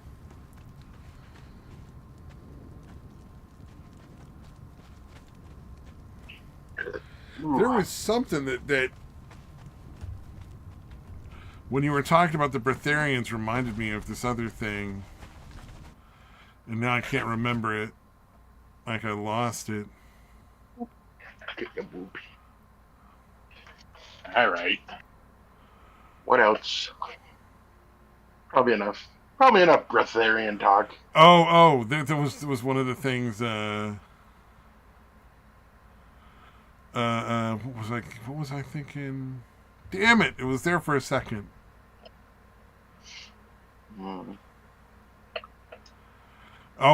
Square Enix fired Sweet Baby Inc. Oh yeah, no, I was literally just looking at that one. It's and funny. People are super excited about it, but I kind of agree with the guy that was doing the video there, where he's like, yeah, I wouldn't really put much sort of hope in that they will be going away from DEI stuff. They just don't want the bad press because everybody hates Sweet Baby right now. Yeah. No, I assume the fucking people that work for it are going to come up with some other name and have mostly the same people and just do the same shit. I'm sure they'll get or they'll just hire a different company with the same doctrine. You know what I mean? Like, it won't be Sweet Baby that they're having talk to. There'll be some other company that does the same shit Sweet Baby did. Yeah, because it's like they say, no, Square Enix is still a woke bunch of fucking morons. They're just breaking ties with Sweet Baby Inc. and specifically. They're still the same fucking woke retards. Yeah, no, just it's not, sad. Paying extra money to lose more money.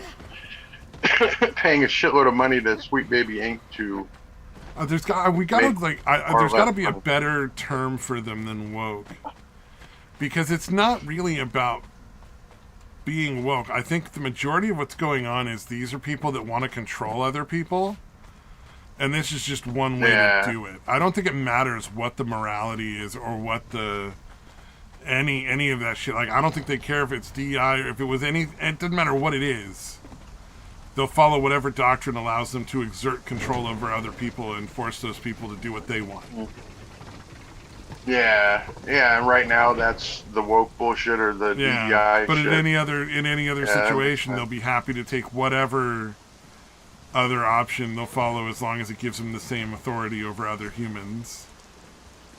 Yeah, if they can get paid to tell other people what to do, they'll espouse whatever ideology. Yeah, if it was hyper Christianity was the thing that was in vogue like that, they would 100% be the most Christian people you've ever met in your life. Yeah, if it was the 80s or something, then. Those kind of things. Yeah, they're the same people that were you gotta censor songs. You're not allowed to say these words in music, so you gotta censor them out of your CDs and stuff because we don't like it when we say those words.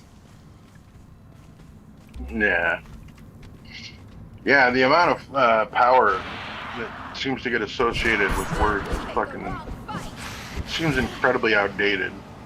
Yeah, that one gets me. It's always been a different set of words. The words change over time, right? It used to be bitch, fuck, cunt, shit, piss, and ass. Where I think George Carlin did a whole bit where he labeled them all, and he had 7 words you're not allowed to say on TV or something like that. He had a bit about that. Those were the words that were not okay for a really long time, and now there's all these other new words that are the problem. It's so bizarre. Yeah. No, it's again, mental retardation or whatever, retarded. That became so much so that you couldn't even use the word retard in its actual context of just to slow or revert things. You know what I mean? You can't even use retard as an actual word, even though it doesn't necessarily mean somebody with Down syndrome. Yeah. And in fact, and then again, what went from that? Then what was it? It was mentally challenged, and then mentally challenged, and then differently abled, like all these terms become like the PC term, but eventually that PC term becomes an epithet, and they have to Yeah. come up with they come up with a new one. Well, Yeah, it's because fucking like no matter what you do, the people that have those mental issues are still going to be different from other people. yeah, And yeah, so whenever you're different, people are going to make fun of those differences. It's just normal human behavior. It's yeah, not nice yeah. It's like, behavior, but it's but it's the normal. way it works. It's the way human nature works. Part Yeah, of being a herd animal, you know.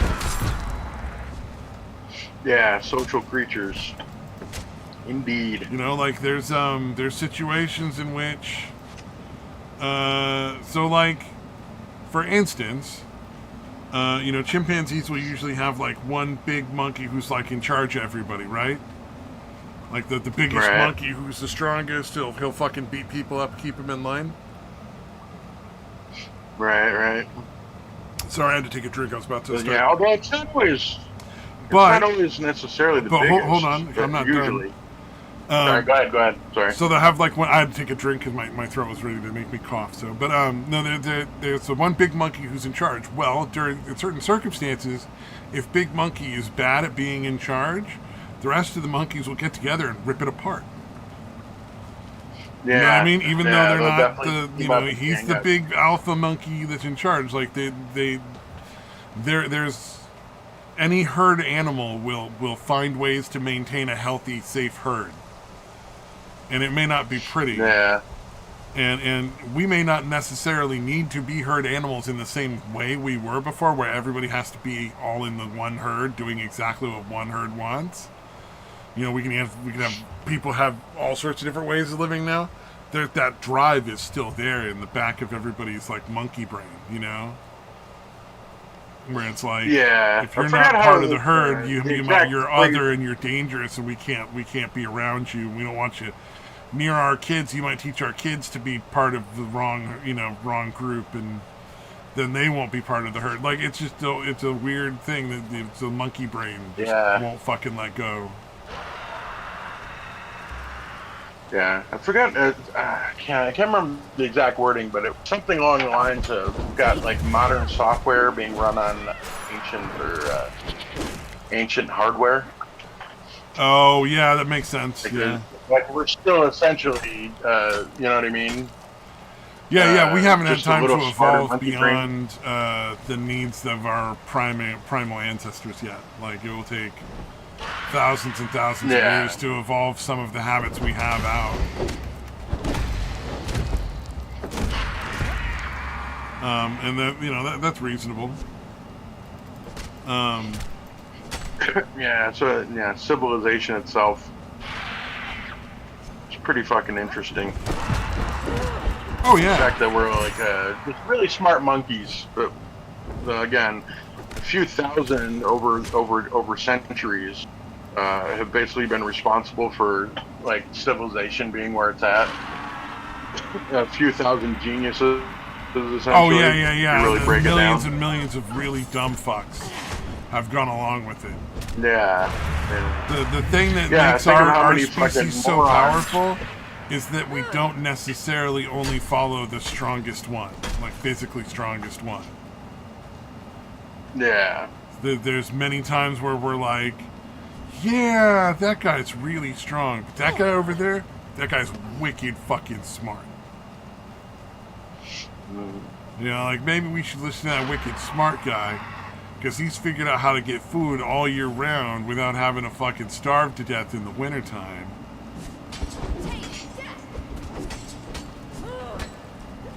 Indeed. Actually, I think the first time I came across that was one of Scott Adams' books, where he's like, "Yeah, we're a bunch of and we're billions of, you know, highly evolved monkeys, but we're really just operating in a culture that was built by again a few thousand geniuses." Yeah, that makes sense to me.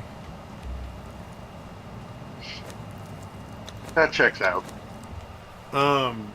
I'm trying to think here. Not working. Yeah. maybe just move on. Yeah. Yeah. Did you see Walmart? What else is happening? There was a Walmart store that started putting a no quit policy in place. Where they were telling their employees that they weren't allowed to quit. Oh, you didn't need to. It was just there to remind me. But where like the policy was the employees have to go to a meeting with management before they quit for any reason.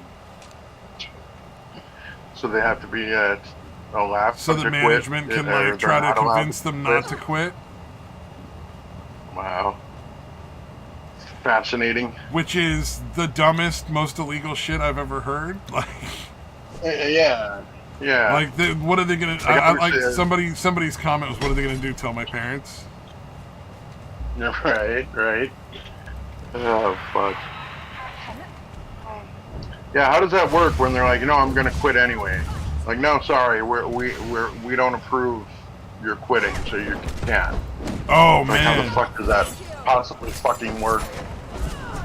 In the U.S., where there's like the right to work thing, where they basically just you have the right to just leave a job at any time for any reason, and they can fire you at any time for any reason. Right. In the U.S., it doesn't work. In other countries, it actually is a thing in certain kind of situations. So, like in Japan, there's people whose job is to quit other people's jobs for them. Yeah. Wow. Right? Which sounds almost like a lawyer or something. Fucking yeah, it sounds absurd, right? It's like, well, that sounds fucking dumb.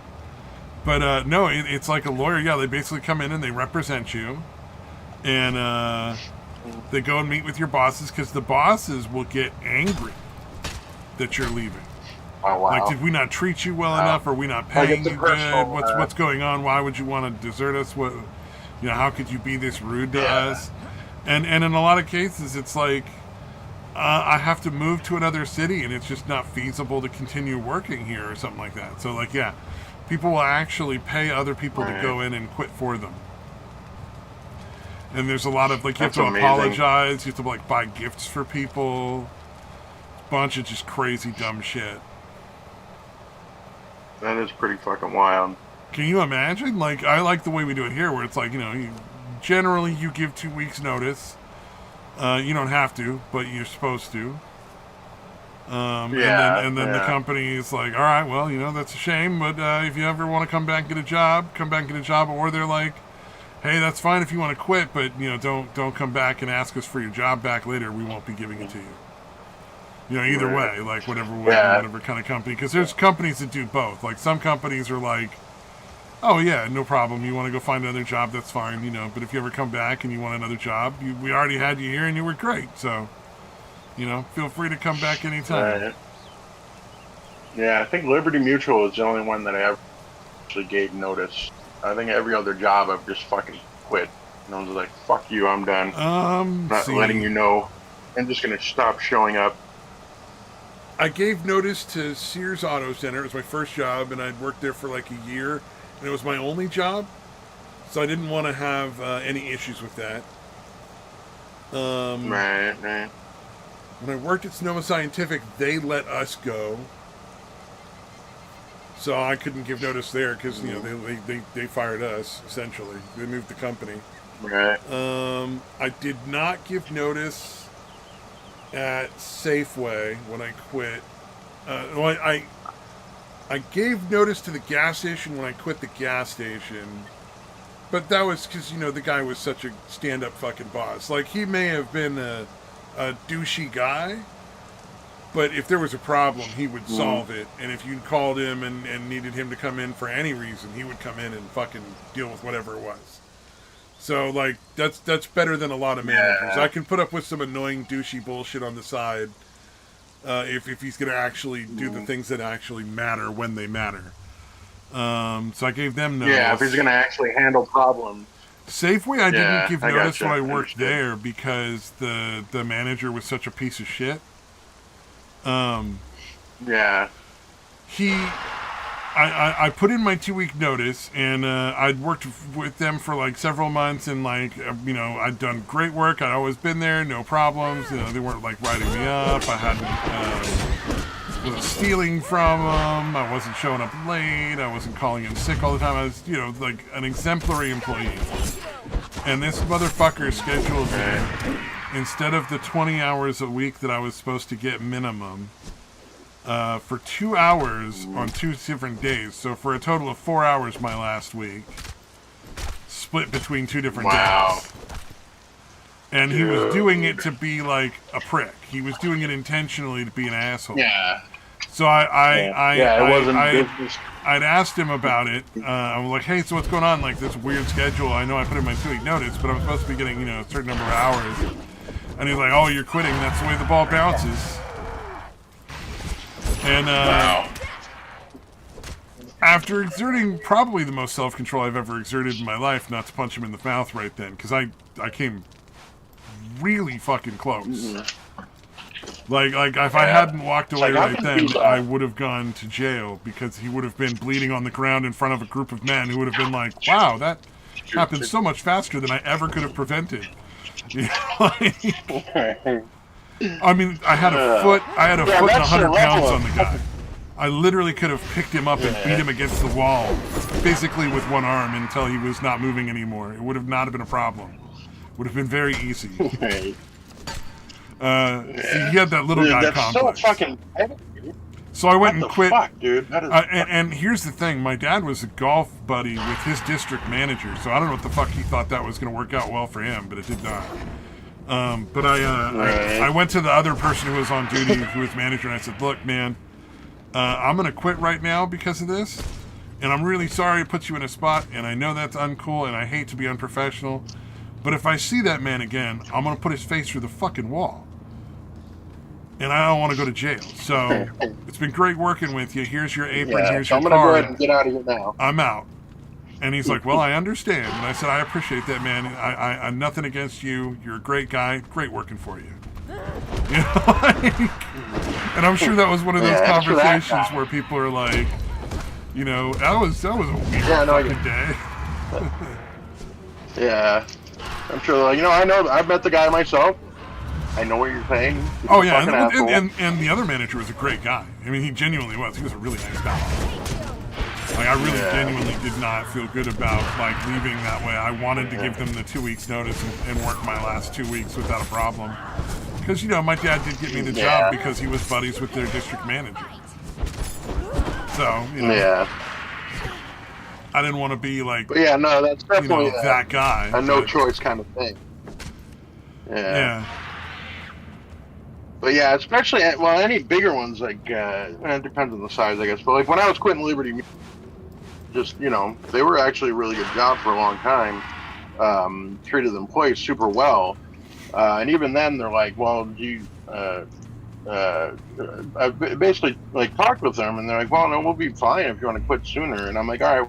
Well, I'll finish out this pay period, which ended up being a week and a half or whatever. I'm like, that way, and you don't have an extra pay check you have to issue and all that shit. Makes sense. So that worked out relatively well. But if you don't need me here, get the fuck out. Well, and the thing is, it's like, I want to be professional, and I want to make sure that I'm treating company very well. The company I work for right now, I almost quit. I wish I had. But I was working day shifts before I got paid to sleep there, and I had enjoyed working day shift there. It just wasn't financially worth it to me anymore, and it didn't allow me the time I needed to go to do school and classes and stuff. Because I could attend the classes, but then there's homework and there's all this other shit to do, and it's like I just didn't have enough time full time. So I wanted to find something easier part time to do that would have just been less stressful. And so they were like, and I gave them a month's notice. And I did that because they have a DOJ background check and a regular background check with the FBI that they have to run on everybody before they get there. Plus you have to, and then plus you have to get your driving record, and you had to get a physical and all this other shit that you don't normally get for other jobs. So it'd take a while to replace it. Exactly. It takes about a month to get somebody through all the things past the interview. So they would still probably be a week or two outside, like out of like they probably still have like a week or two of downtime where they needed somebody and were working on getting them through the process of hiring because it takes time to find somebody to come in and apply at all. But I figured, better. It was a nicer way to leave them and more professional, considering how much I knew about, what that would do to their like workflow. And they had treated me very well up until that point. So like, I hadn't had any weird issues with them, like as far as like some of the other companies I've had where they like give you like weird rules that don't make sense. Like, well, you're not allowed to go outside on your break. Yeah, I am. It's like not up to you, but okay. Like. Weird shit. What the fuck is that? Jesus Christ. Oh, there was the assembly place I worked at. I think I've told you about the guy I knew who like broke his arm throwing a football. Did I tell you about that? Oh yeah. So they just eliminated everybody. Yeah.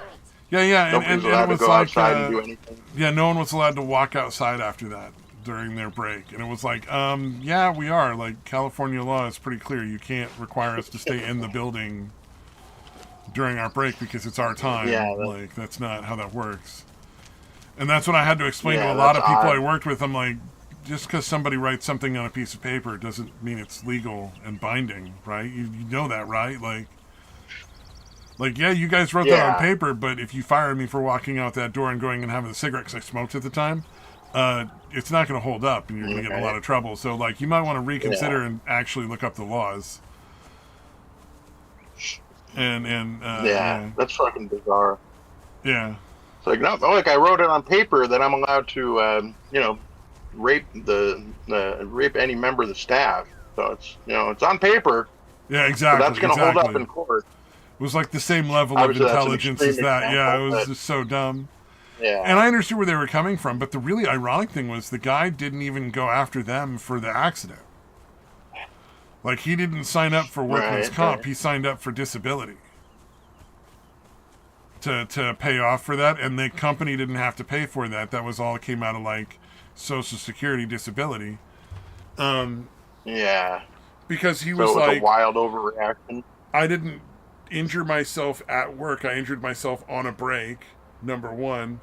And number two, the fact that I had a bubble of air in one of my bones... and it just fucking snapped at that particular time, which is bad luck and nothing at all to do with the company. They didn't do anything to cause me to injure it. Like, it wasn't work-related in any way. Like, I can understand if, like, the work you did for the company, like, fucked up your back, and then, like, when your back finally gave out, it was not at work. It would still be, like, they would still be responsible for that. But this was obviously a case where it wasn't. And he didn't even try to hold them responsible. He didn't even try to do workman's comp or go after them for anything. Or sue them or any of that shit. I was going to say, unless your job duties, your job description included throwing a football around. Yeah, it'd be tough to fucking have them on the hook for it.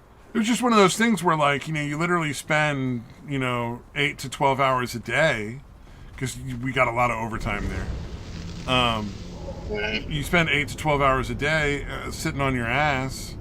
It's nice to take a 10-minute break every couple of hours and get up and move around and just kind of like do a little light exercise. And playing catch with a Nerf football with your buddies. It's a real nice way to just get a little bit of exercise, get the blood flowing, work around, get you waked up a little bit so you're not like passing out from boredom, and then you can go back to work and it's nice. Yeah. Indeed. Yeah, it's very odd that he tried to lay down that nuts. Yeah, it was weird that they thought that was going to work. I don't know. That was a strange one. But like a lot of companies kind of just think they try. We have to try to see if we can get away with it or something. And it's like, all right, whatever. Yeah. Yeah, maybe nobody will complain. Yeah, I mean, I just went out and started smoking because I'm like, I'm not a 5-year-old and you don't get to tell me what to do on that level. Oh, and then there was another company I quit that I never gave any notice to, and I don't regret that one at all. That was the one where every time the manager would walk out of the room, everybody would go ape shit. It's the National Script Center, I think it was called. And what happened there was, it was a weird thing, right? So first of all, we were working in a vault, like inside the vault. So like there are big metal doors and shit that you couldn't like get out of without a code, which absolutely is illegal. Wow. Like there's no way I was gonna that's say, remotely what the legal. fuck? Let's see. Because there was no fire exit of any kind. So that was the first part where I was like, And I ended up working there for a whole week, which was enough to get me enough money for Christmas, and then so I was fine, and then I left. But what happened was, the manager would routinely leave the room with all of us locked in it for like an hour or two. Jeez, dude. It's fucking nuts. But here's what would happen when the manager walked out. All of the employees would lose their fucking minds and start running around the room and throwing paper balls and shooting paper clips with rubber bands and shooting pens with rubber bands and hucking things at each other. Like fucking kindergarten. What the fuck, dude? I mean, Amazing. The first night I worked there, right? The first night, I just sat down with my head down and just fucking counted out my cards. Because what you would do is you would get like an order that was like, so it's National Script was, you know those little fucking kids that come out and they sell you like gift cards and discount coupons and stuff like that, and like Yeah. it was like that. It was the place that provides all of those things, right? All the little cards and the gifts and everything. And so what would happen is you'd get an order that say like 50 Red Lobster cards, 20 Cattleman's cards, and whatever. And so you'd have to go through and count out 50 from the supply of cards you had on your station. And then you have to write the first serial number and the last serial number in that 50 cards. And then it goes in a box and somebody double checks the count and makes sure that they're there and activates those serial numbers. And so we were literally just counting and entering serial numbers. It was ridiculously simple work. Just extremely monotonous and fucking, I could not have imagined working there full time. But they only needed like extra help during like the holidays, because like during Christmas is when a lot of those things happen, a lot of those sales. And so that was there. The first night I worked there, I had more, I counted more cards than anyone had ever in a shift. So I literally set the record the first night I was there. And everybody was shitty and mad and pissed off, and they're like, you fucking asshole, what the fuck is wrong with you, blah, blah, blah. And it's like, you're lazy, kiss my fucking ass. I don't give a shit. Like, right. I'm not in high school. I don't give a fuck if you like me. I don't give a shit if you hate me. You're a fucking bunch of losers. Because this is a shitty job, and if I'm coming in out of nowhere and I'm able to kick your all's ass doing it way better than everybody else here, and I'm not even trying, then yeah, you just suck on these balls, buddy. You suck on them. Right. But yeah, they all just went nuts. Like, I just sat there looking around with like my jaw dropped. Like, this is fucking insane. Like, what's wrong with these people? What the fuck is wrong? Yeah, I'm not going to be part of this for any length of time. Thanks, but no thanks. And so I called up the company I worked for, because I was there through a temp agency. Fuck out.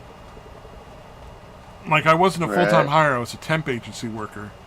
And I called the company I worked for, and I was like, hey, so this is what's going on, and I'm not gonna go back because it's fucking insane, and they're also locking us in a vault, and that's extremely unsafe. I'm out. Like, this is, everything about this is fucking dangerous and wrong, and I'm gonna pass. You know, like, right. And so the temp agency was like, well, you know what, you don't come looking to us for another job, buddy. And I was just like, temp agency is fucking horrible. I just was like, oh wow, you don't have whatever. any more shitty, dangerous jobs for me? I thought it was funny that they thought I was going to look for another job with them, like, after that. Right.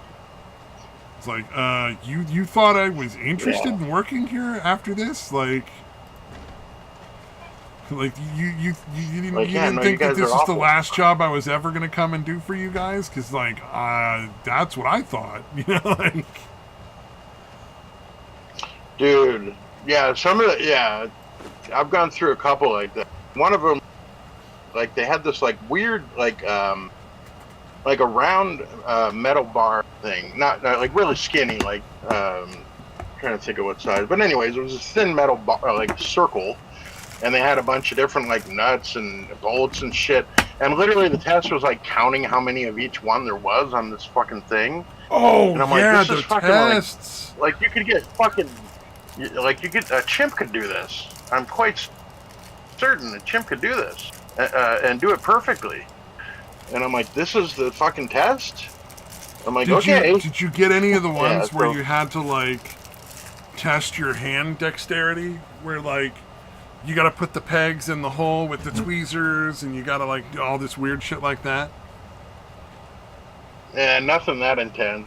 Oh, I got a bunch of tests like that. There was like an hour of tests like that, and they were all like no better than like kindergartners, like putting blocks through the fucking, you know, square block in the square hole, round block in the round hole kind of thing. Yeah, no, I think around here there's not a dexterity required. It's a lot of factory bullshit. You know what I mean? That kind of fucking shit. So it's. They didn't need anybody with that level of. They just wanted to know you could count. Apparently, differentiate between these items on this fucking weird metal loop. Yeah. Like, yeah. I'm like, who's failing this shit? I'm like, who the fuck is not passing this? This is fucking nuts. Literally. Yeah, actually, dude, not that long ago, I was working for a company that did. I don't know, some kind of weird overflow for companies like Google and fucking Angie's List. You remember Angie's List back in the day? Oh, yeah, wow. And the first they're like, oh, yeah, you're going to work for this one. And then they're like, oh, they took the test, and oh, you did really good on the test, so you're going to actually qualify for this other one. And I'm like, the basic math test? Like, there was one a question about percentages that was a little difficult, I guess. But all of it was in my head. What the fuck? So yeah, I was again super simple fucking math, and I'm like, yeah, I was just like, I did not realize the level of abilities had fallen that fucking badly. Oh yeah, I mean, hell, where if you can work out a basic fucking fraction. The number of people we've gotten where I work that they don't even understand like basic like English, like the ability to write the language they speak primarily. Right? Like, it's not like it's some Mexican dude from Mexico who's like, you know, no English, only Spanish kind of thing. These are like just regular fucking Americans that like English is their primary fucking language, and they don't fucking know it. You know? Yeah, it's so fucking. It's kind of hard to get worse than that.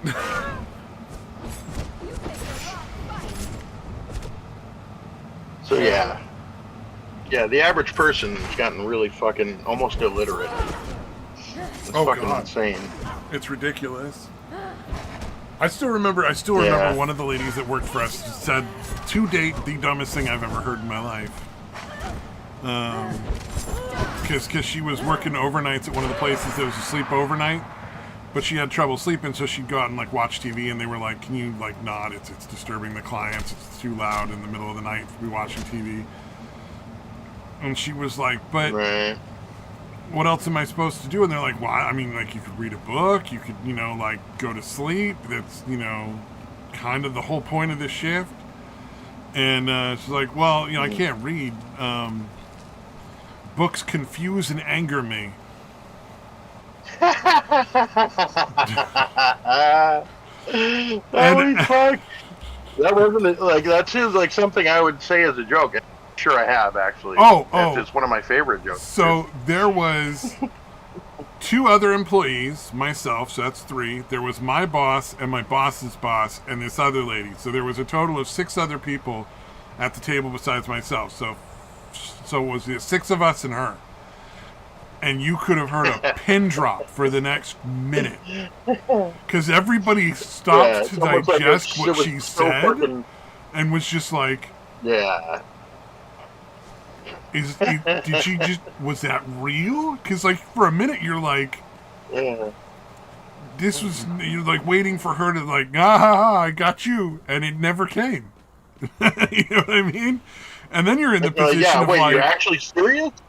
well, Dude, then that's you're in the fucking. position where you can't be like, because it's professional and this isn't high school, so you can't be like, are you fucking kidding me right now? Like, are you fucking retarded? Like, what's wrong Right? with you? Like, Yeah. Like you actually have to give the consideration to one of the dumbest things you've ever heard another human say. and then so we had to like Yeah, that's figure out. fucking I forget what fantastic.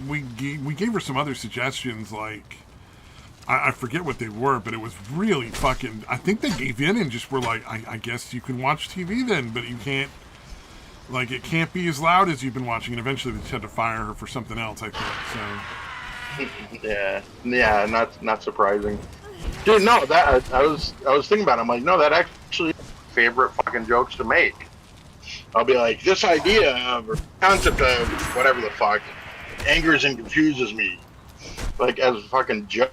Like Yeah, it's right. fucking fascinating that somebody thought it was. It's reading, it's books. Like, I That can is understand fucking if you were amazing. like, I can't stand reading. I hate reading. I've hated it since I was a kid or whatever. Like, that would be, like, it Yeah, would still, you'd still kind of sound pretty fucking dumb. But like, all right, fair enough. Not everybody right. enjoys the same leisure activities. That's totally reasonable. Not everybody wants to, like, read books, all night long or whatever. But man, like, that was just such a Yeah, fucking stunner because everybody was just flabbergasted for a good minute. And all of us were just like just blinking. waiting for, Yeah, you wanted that other like shoe to waiting for her drop. to be like, just kidding. Yeah, Yeah, just waiting like for that wait a other minute, shoe she's to drop. still Yeah, not. that was one of the crazier things I've ever heard somebody say in my life. Shit, massive titties though. Goddamn. You know what I mean? Like when I say massive though, Oh, I yeah. mean, it looked like she was fat even though she wasn't. Like they were so big. Yeah, like it gets to a point where it's actually not attractive, almost. Like, Yeah. those are too big. I No, didn't think that was not almost. possible, It but your wasn't. tits are It too was big. definitely not attractive. But it Yeah. looked like she was like a really fat lady, even though it was just mostly boobs. That's fucking, yeah, awesome. So good thing that she Yeah, had that I'm going for her assuming because, mhm. like good thing she had big titties because there's no way she was ever going to get far in life with, like that. That was not going to Okay, work out. lady. Like, all right, lady. You should go off and be a stripper. Yeah. Required there, and you've got the assets for it. Oh yeah. However weird it looks to most of us, the size of your tits, there's going to be plenty of dudes that are into it. Oh, there would have been tons of guys that pay money for that. That was definitely a weird one. That was. Oh man, that's one of those weird ones because like that was 20 years ago. I heard that. Almost. No, maybe not quite 20 years, but close to 20 years. Like 18, 19 years ago. And I'm never gonna forget that. Like on my deathbed, I might tell that story. Like just to fucking lighten the mood. Wait, yeah. Before Look, I die, grandkids, let me great tell you grandkids. this. Let me tell you this story before I shuffle off this mortal coil. You gotta fucking hear this shit. It was Hit him with that. crazy. Crazy. Oh, did I tell you my mom might be I know you're not going to believe it. my mom might be a criminal? I told you about that. Yeah, the whole thing with the Yeah, at the beginning. Yeah, giving your aunt too much money. I don't know. That's I want that problem. People are giving me too much Right. money to collect like insurance, like free money.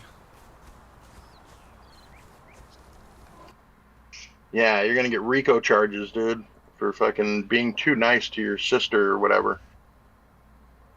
Yeah.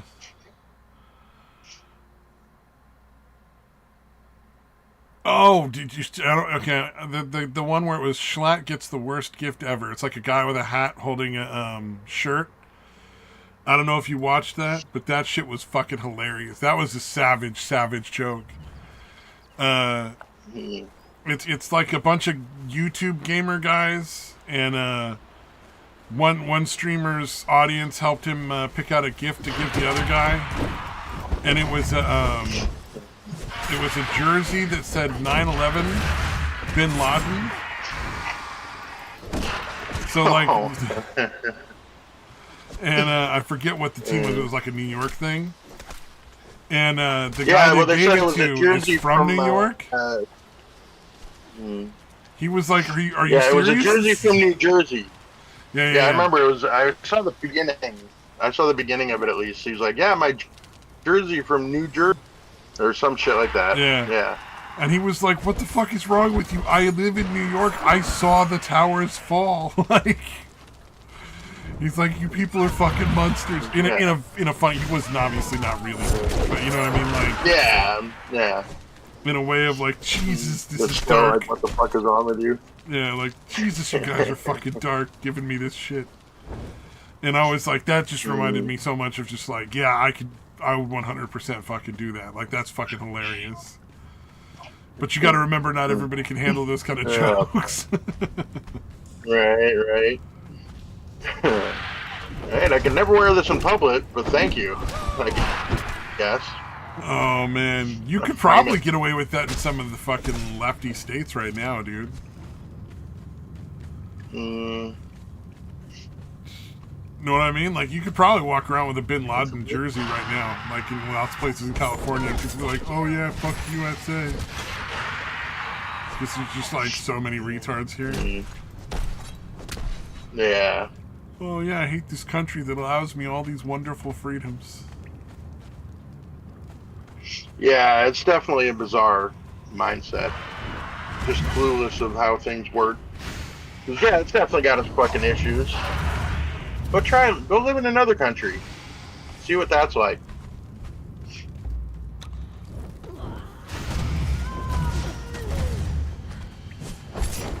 Yeah, oh, I would love to see that. Shit. I would love to see them in another country. That would be fucking funny. Yeah. Dude, the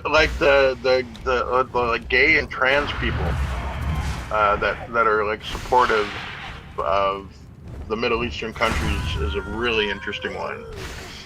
It's like, you know, they throw you off a fucking rooftop. Mind-boggling. Right? Yeah, like, you know, they still, sir, gay. They still throw people for your time. Yeah, they still throw gay your- people off roofs and kill them and put them in prison and do all sorts of horrible, disturbing things. In one of the countries, don't they force sex change surgery on the gays? I believe Saudi Arabia. Yeah, I think they actually. Now that I think about that, yeah, like trans is actually okay, but being gay is death penalty kind of shit.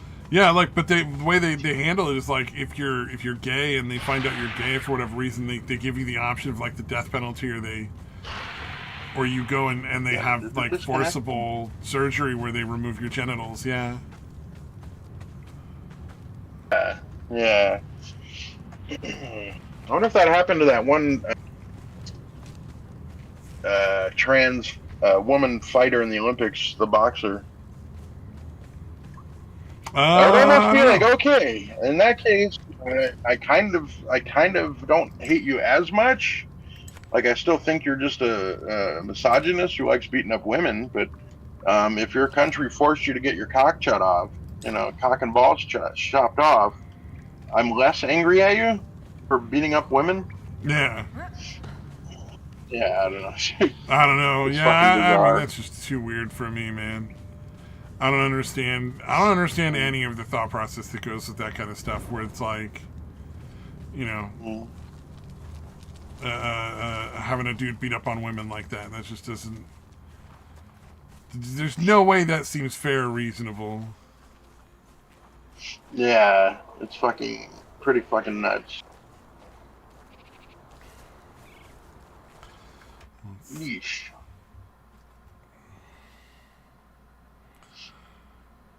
I like the Red Letter Media's recent video making fun of like that all the things that are coming are all fucking. I didn't watch that yet. Damn it! I fucking missed it. I didn't watch it yet. But tell me all about it. My brain just fucking. It didn't. There's nothing specific. It was just like a bunch of jokes about how like everything's a remake of a remake and all this other shit. No, right. But it was pretty good. It was like their typical style. It was very funny.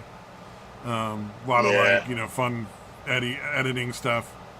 What about the one? Did you see the one where they fucking somebody put their fucking grandmother's last words to their grandfather or some shit? Mm-hmm. Like the grandma was talking to her fucking grandfather on his fucking deathbed, and like fucking they put that shit up for fucking points on YouTube. Like I was like, that's fucking gross, man. That is pretty disgusting, dude. Yeah, that was pretty goddamn gross. Like Jesus Christ! Like fucking.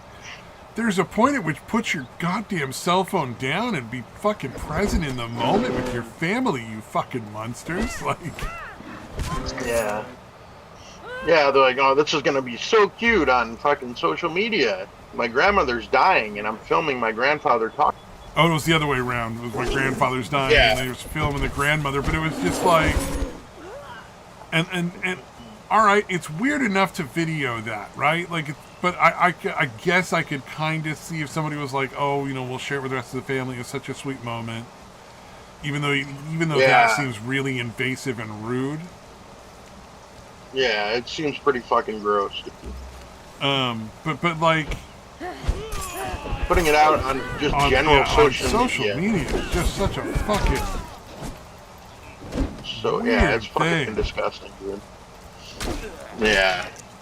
Like, oh my god, I'm gonna get. I didn't really cry. I didn't really give a shit, obviously. Fuck, man.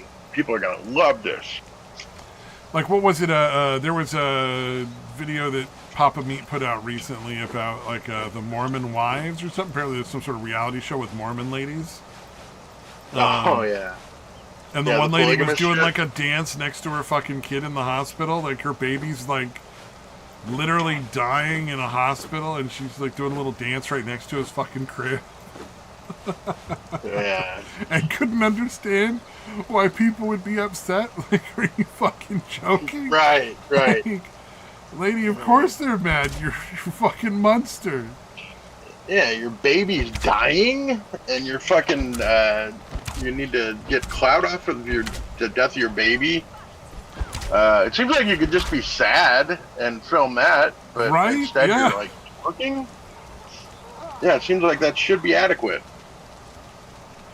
Oh no, I didn't take off their. Oh, you monsters killed her. There's some new content coming out in the game, and there's there's one thrall that you're not gonna be able to get anymore. So I'm collecting a bunch of them real quick, just kind of because it's super easy and it doesn't take much attention.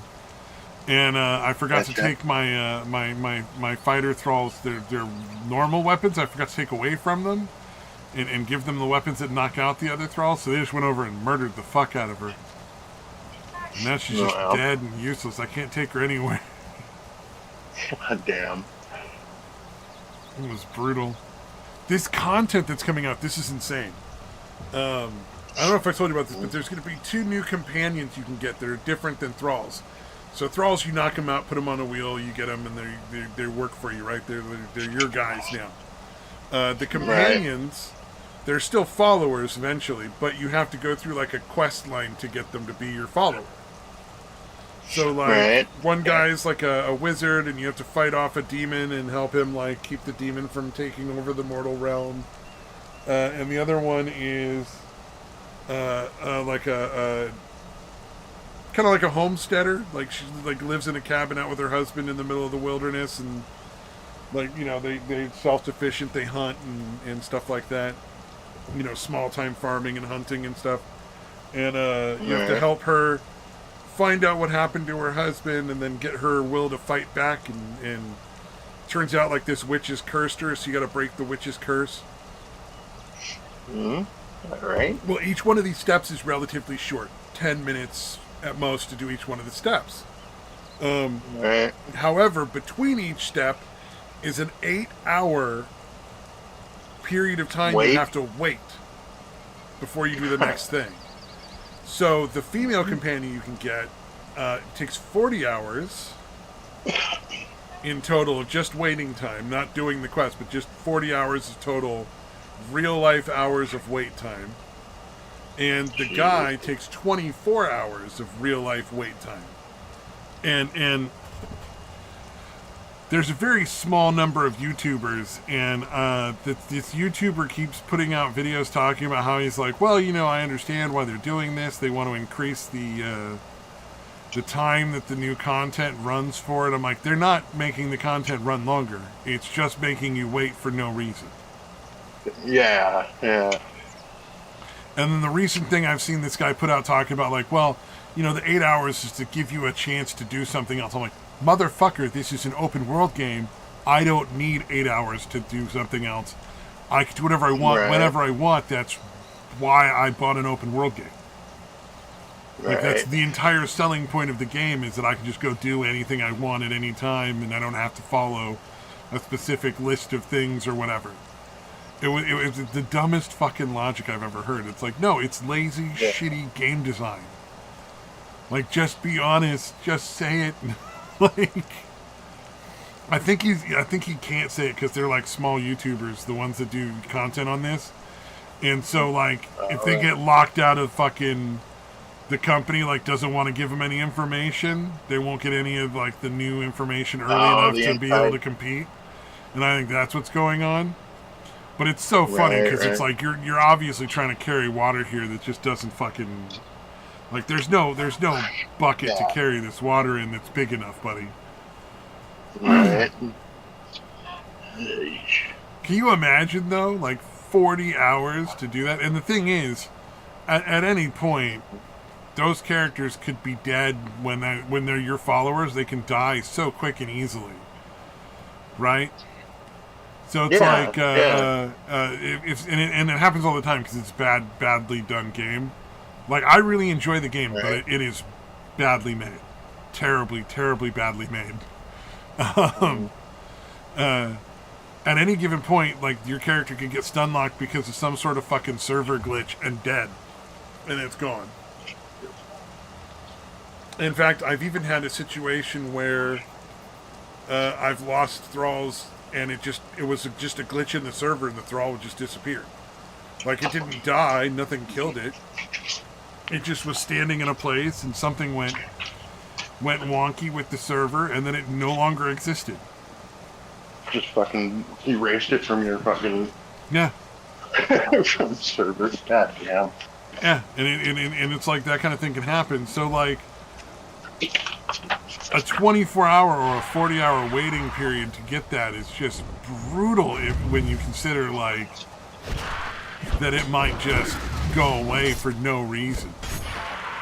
Yeah. Jesus.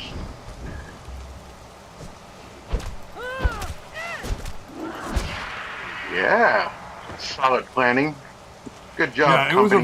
was a really weird choice. I just thought it was strange. Do you have the do they give you the ability to, like, pay money to skip the time, or is it not even that? No, nothing like that. Wow. That's fucking crazy. Because I was going to say, nice, that's though, not right? uncommon. Yeah, what the fuck? That Like, was if the I whole could reason throw, for doing any of that kind of thing. if I could throw like a $10 bill at him or something and just never have to wait that time and be able to collect them as fast as I wanted, I would be right. And they're not even particularly useful. They're not even like that powerful. There's other thralls you can get that are more powerful, so like they're not even like the top of the line or whatever. So that just makes it even more sad. Yeah, that's fucking nuts. But I'll still do it. I'll still, like, the as far as the characters go, they seem really fun. Like, the quest lines seem great. if the quest line was just an hour or two of doing things to get that character, I'd be in. Right. Like 100%.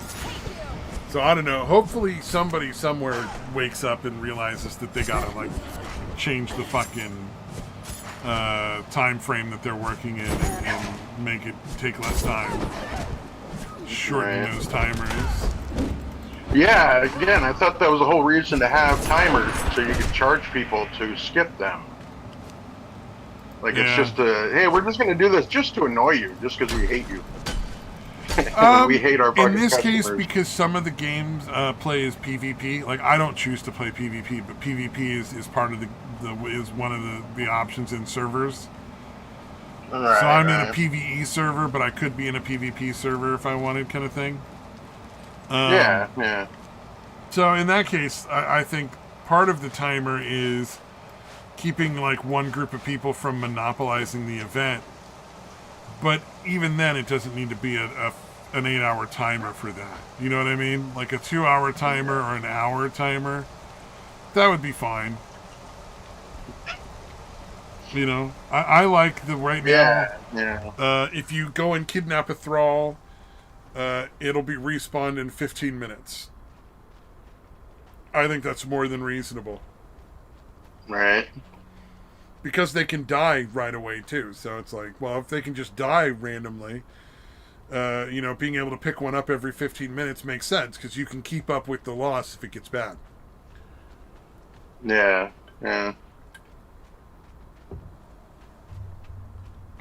Yeah, that's bizarre, dude. Just fucking weird. Yeah, the whole thing, that was just a wacky one. The only benefit is, like, one of them is a really good archer. But, like, there's better archers you can get if you want to spend, like, time looking for those ones instead. And you'll probably get, like, 2 or 3 or 4 of those, even with the crazy spawn rates. Because, like, every time you kill a thrall, there's, like, a 2 to 5% chance that, like, a high-level one will spawn where that thrall was. Because there's, like, 4 levels of thralls. So, you might have to spend a long time looking for a named thrall. Because it's like a 2% chance that it'll spawn wherever a thrall spawns. But even with that, you're going to get way more in 8 hours. In the 24 hours or the 40 hours of waiting, you could get so many more, like, better thralls. It's just like... like, they're coming out with a new game, the company I work for, and it's actually something that I would really like to play, but I probably will never play the game. Just because of how bad the support has been for the Conan Exiles game. Yeah. Because it's a similar open-world survival game, but it's based off of Dune. And I'm like, that would be so fun. Like, there's sandworms, and you could build, like, crazy vehicles, and, all sorts of crazy shit, like, Dune-themed. That's really cool. I have to go out. Shut up. But I'll never play it, because it's, such a shitty company. Funcom, I will never buy another game from them again.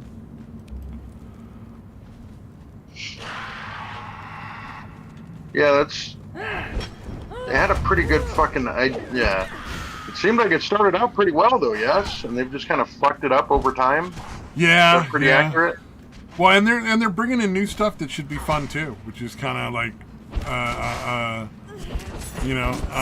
super into. So, like, there's crafting thralls in the game. And right now they're just items that sit in your inventory and that you put into crafting benches to make the crafting benches work better. Right. But what they're going to do now is they're going to count towards your follower limit, and they're going to start walking around. You have to place them like your fighter thralls. And so that they can be killed. But, like, they can open doors in your base and shit, and there's no way to prevent that. So I'm thinking, you're thinking, like, so wait a minute, if PvP mode, when you're playing against other players, if they can trick, like, your crafting thralls into opening the doors to go outside for some reason, like they figure out what AI pathing makes it do that, then they could just walk in and out of your base and take all your shit. Like, it's not... killing a thrall is not hard to do. Like if it's an enemy thrall or whatever protecting their base, it's really easy to kill. Like, you just chuck some poison grenades in there for, like, a minute or two, and, like, all the thralls in a certain area will just stand there and die slowly. They won't even avoid the poison. That's fucking great. And if the person was smart enough to give them poison masks, there's other things you can do essentially the same mechanic, but with a different name, so the mask won't protect them. So there's no matter how you do it, you can literally There's just a way to kill them really easily from a distance with, like, arrows or, like, bombs or whatever, essentially. So, yeah. I mean, it's not going to matter to me because I'm not on PvP. I'm on PvE servers, so, like, nobody can steal my shit, nobody can hurt my things, it doesn't matter. But, man, that's just not going to be great for a lot of people when that comes out. Plus now you can literally have your fucking the thralls are probably going to be able to be easily tricked into letting enemy base. That's fucking fantastic. Yeah, well, I mean, they will attack the enemy, right? So, like, the whole point of thralls is that they defend your base from stuff. So they defend your base from, like, other players or, like, monsters that happen to be nearby. Like, if a monster spawns nearby your base, it might sit and fucking, like, attack a wall or something until it breaks. So, like, the thralls are there to be, like, base guards and stuff, so you set them outside so they make sure nothing happens. So they'll attack other players, but that's probably part of what would make them run out the door. So then the player can be like, alright, well, I've killed that thrall, and now that the door's open, I don't have to fucking blow it up anymore. I can just walk in the base because the door's open for the next minute or two. Yeah, the thrall didn't think to lock the door behind them. and the I guess they would have to have the key anyway. Actually, well, and the crafting thralls, you can level them up, you can get them armor and stuff, so you can make them harder to kill, which is nice, I guess. And they will walk around your base and look for things like places to sit down near, like, taverns where, like, supposedly they'll pretend to eat food.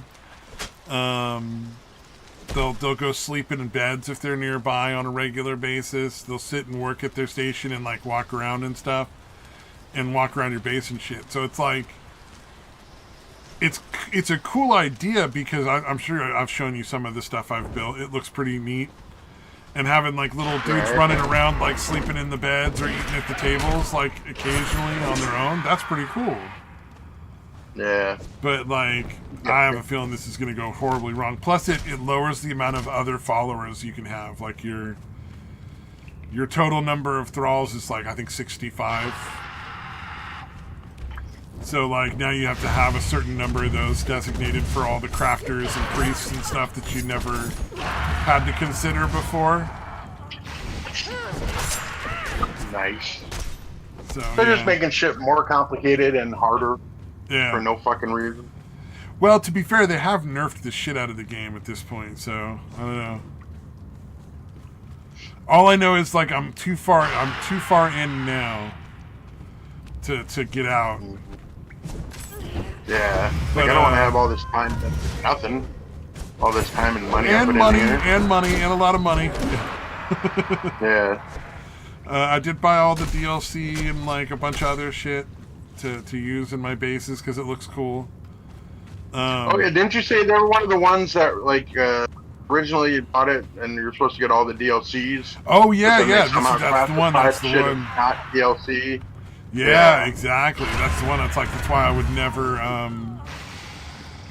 even consider buying the other game, because it's like, what if that happens again? What if I'm like, oh, I'll buy all the DLC in advance? Because there's a lot of games where you can do that now.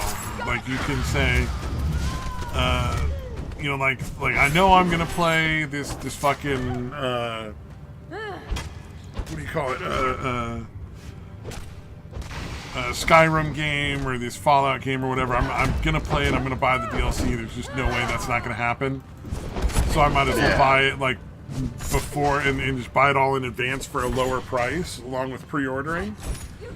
And I've done that, and it worked out great with Fallout. Like the most recent Fallout, I got all the DLC in advance for, like, a way lower price, And it was, I was like, all right, that works.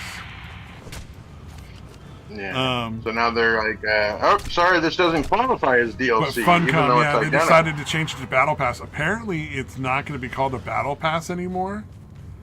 And they're doing away with the Battle Pass. So I'm guessing somebody on their legal team was like, shit, we can't. Yeah, you can't do this. Can't do that anymore. And so I turns out there's something illegal about that. Or yeah. So I have a feeling they might have to go back to DLC and start giving it out for free again. Or they're just gonna, shut the game down when Dune comes out and walk away from it. Yeah. Yeah, just no longer support the game. Sorry, you got a new one out. You got to pay for it again. And well, and then anytime there's more than 6 people on the 40-person servers, the server starts to fucking bog down and have all sorts of problems running. So if you're running around with your thralls, they'll just start freezing and stuff, and they won't attack anything or defend you. They'll just stand by and watch you die. And then they'll stand in lava. That kind of shit. Oh, that they actually stand over here in the lava. They no longer take damage from lava. Your thralls can run through lava. But they will watch you die occasionally. They will just stand there and watch you die to stuff that they should be killing.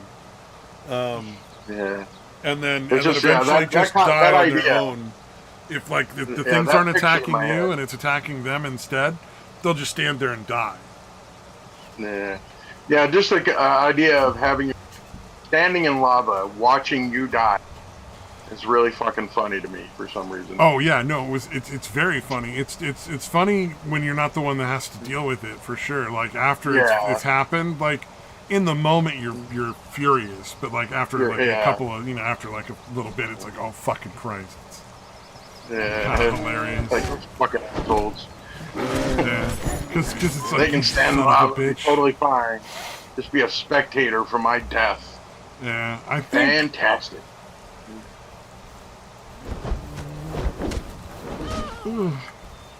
I believe there's combinations of armor and food and potions and stuff you can use to stay alive in lava, but I'm not positive. See if you can get yourself labeled as a thrall somehow. Yeah. Get yourself classified as a thrall. The weird thing about this game is they're super against telling you anything. Right. So in most games, when you're looking at your crafting menu like that, and you're like, I want to build this sword. You look at the recipe for the sword, it tells you what you need, and then it tells you how much damage the sword does. Right? Yeah, no, not in this game. Usually. This one you gotta just find out by trial and error, basically. Jesus, dude. Yeah, or is it just straight up random? That'd be crazy. So it's not like the same weapon would do different damage, right? No. It's not like that, right? It's if you craft it again, it'll at least still be the same damage and all that, at least. No. It depends on the thrall you have. So if you have no thrall on a crafting bench, it'll do a certain amount of damage. If you have, what do you call it? A level 1 thrall, it'll craft things that do a little more damage. A level 2 thrall will craft it a little stronger. So the strength of whatever weapon or armor is dependent on the kind of thrall you have in that bench. Yeah. And then when you get to the top level thralls, the named ones, there's 3 different types for each of the major benches. So there's armor thralls that will make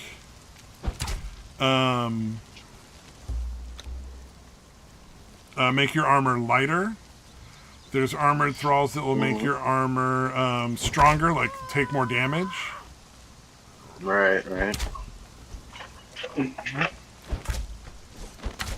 And then there's ones that what's the other one? It's a lighter, take more damage, and then armored thralls that'll make it so your armor lasts longer, it has more endurance before it falls apart, because every time like your armor has health to it or whatever. Like, 1,000 points of health to your armor, and eventually your armor breaks if you don't repair it and stuff. So there's ones that make it so it takes long, it like lasts longer and costs. Costs less to repair it. Yeah. It takes more time before it falls apart on you, that kind of thing. And then the same thing with weapons. There's weapons that are like, it makes armor that makes, or weapon guy that makes your weapons do more damage, or makes them last longer, or makes them like way less weight. Right. Because you really can't carry a lot of weight in this game.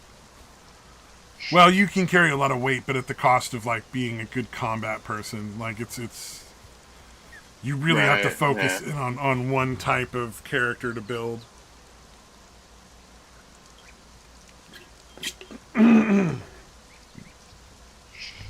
All right. So like essentially you're gonna have to have,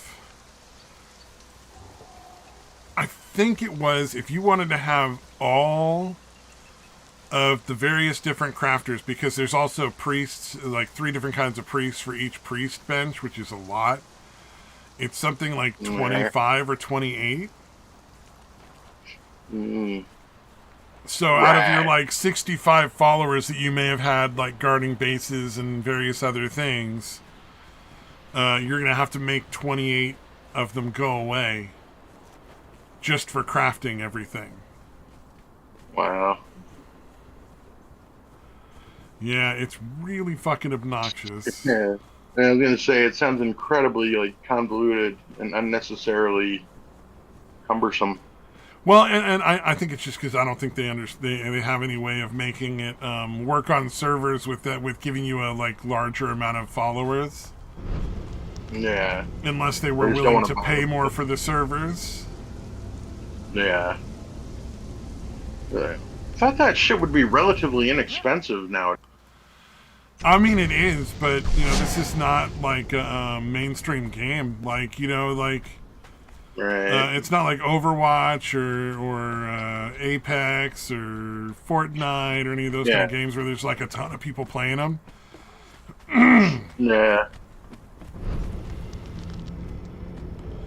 Yeah, so it's just like, there's not a big player base to get that money from. Yeah. I would have thought. I thought Conan's still relatively popular. Kind of surprised. Oh yeah, well I mean the game still has players. Like it's not like there's nobody playing. It's just they're not making money hand over fist. Yeah.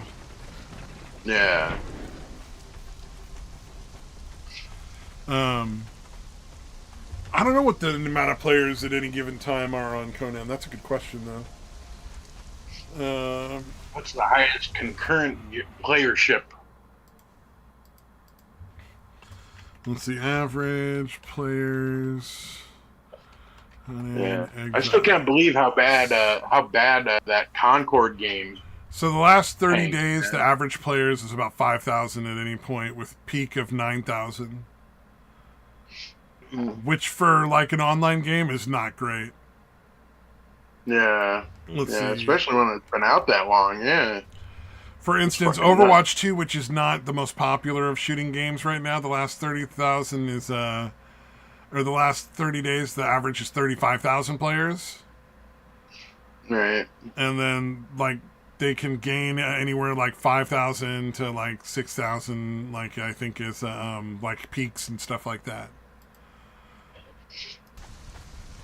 So, huge difference in the amount of money they're bringing in, for sure. Although you have to buy Conan Exiles, Overwatch 2 is free. Like, you could just play Overwatch 2 anytime you want for free. Like, there's no cost to it. I think Concord never even hit triple digits as far as people playing at the same time. I didn't even get into the hundreds? Yeah. Wow. I think they only sold, like, I think they said it was only, like, was it 3,000 or 30,000? Yeah, I don't know, but it was hundreds of millions of dollars they put into this fucking game. But still, like, they tanked it so badly by, it's super woke. That's what everybody wants, even though it's been roundly rejected for at least Wasn't there like years a now? thing with Warhammer about that too, where Warhammer was getting a lot of pressure to go woke, and they were like, "No, we'll Not that I pass." heard of, but that would be nice if that is happening. No, It should I be. remember there was this whole thing because what's his name was involved with it. They kept talking about the guy from Superman and Witcher. What's his name? Oh yeah, Cavill. Yeah, Henry Yeah, Cavill Henry was Cavill. involved because he's super into Warhammer. Like he paints figures and Yeah, shit that's like right. that. And Yeah. and I remember there was something about like he was talking about how awesome Warhammer was, and he really appreciated that they like just kept true to the game. You know, like kept true to like the lore and stuff, and didn't like bow down and add all the bunch of dumb shit in it. Yeah. Bless that guy. Yeah, something like that. I don't know for sure exactly what's going on because I'm not a Warhammer aficionado. I don't play the never got into Yeah, I've never Warhammer. played It it. seemed too expensive for me. Yeah, I've never been a big fan of the MMO type shit anyway. Well, Warhammer So, yeah. initially was just a game where you played with figurines, like on a tabletop with your friends. Oh wow, they turned it into a Yeah, actual video game. Nice. yeah, like you So would it's similar to build D&D. like maps and shit, and you would have like your little figurines, and you would run around and have little battles between various different military factions in Warhammer. Like, oh yeah, they were God. super fucking nerdy.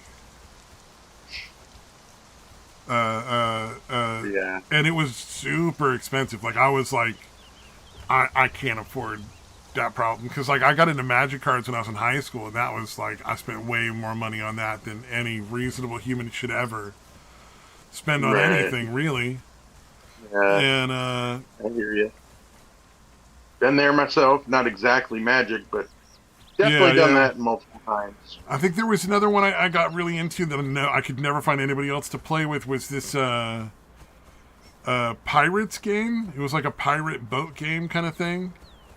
And it was little cards you would buy, like these little plastic cards, and you would pop out little pieces and build a little plastic boat with your card.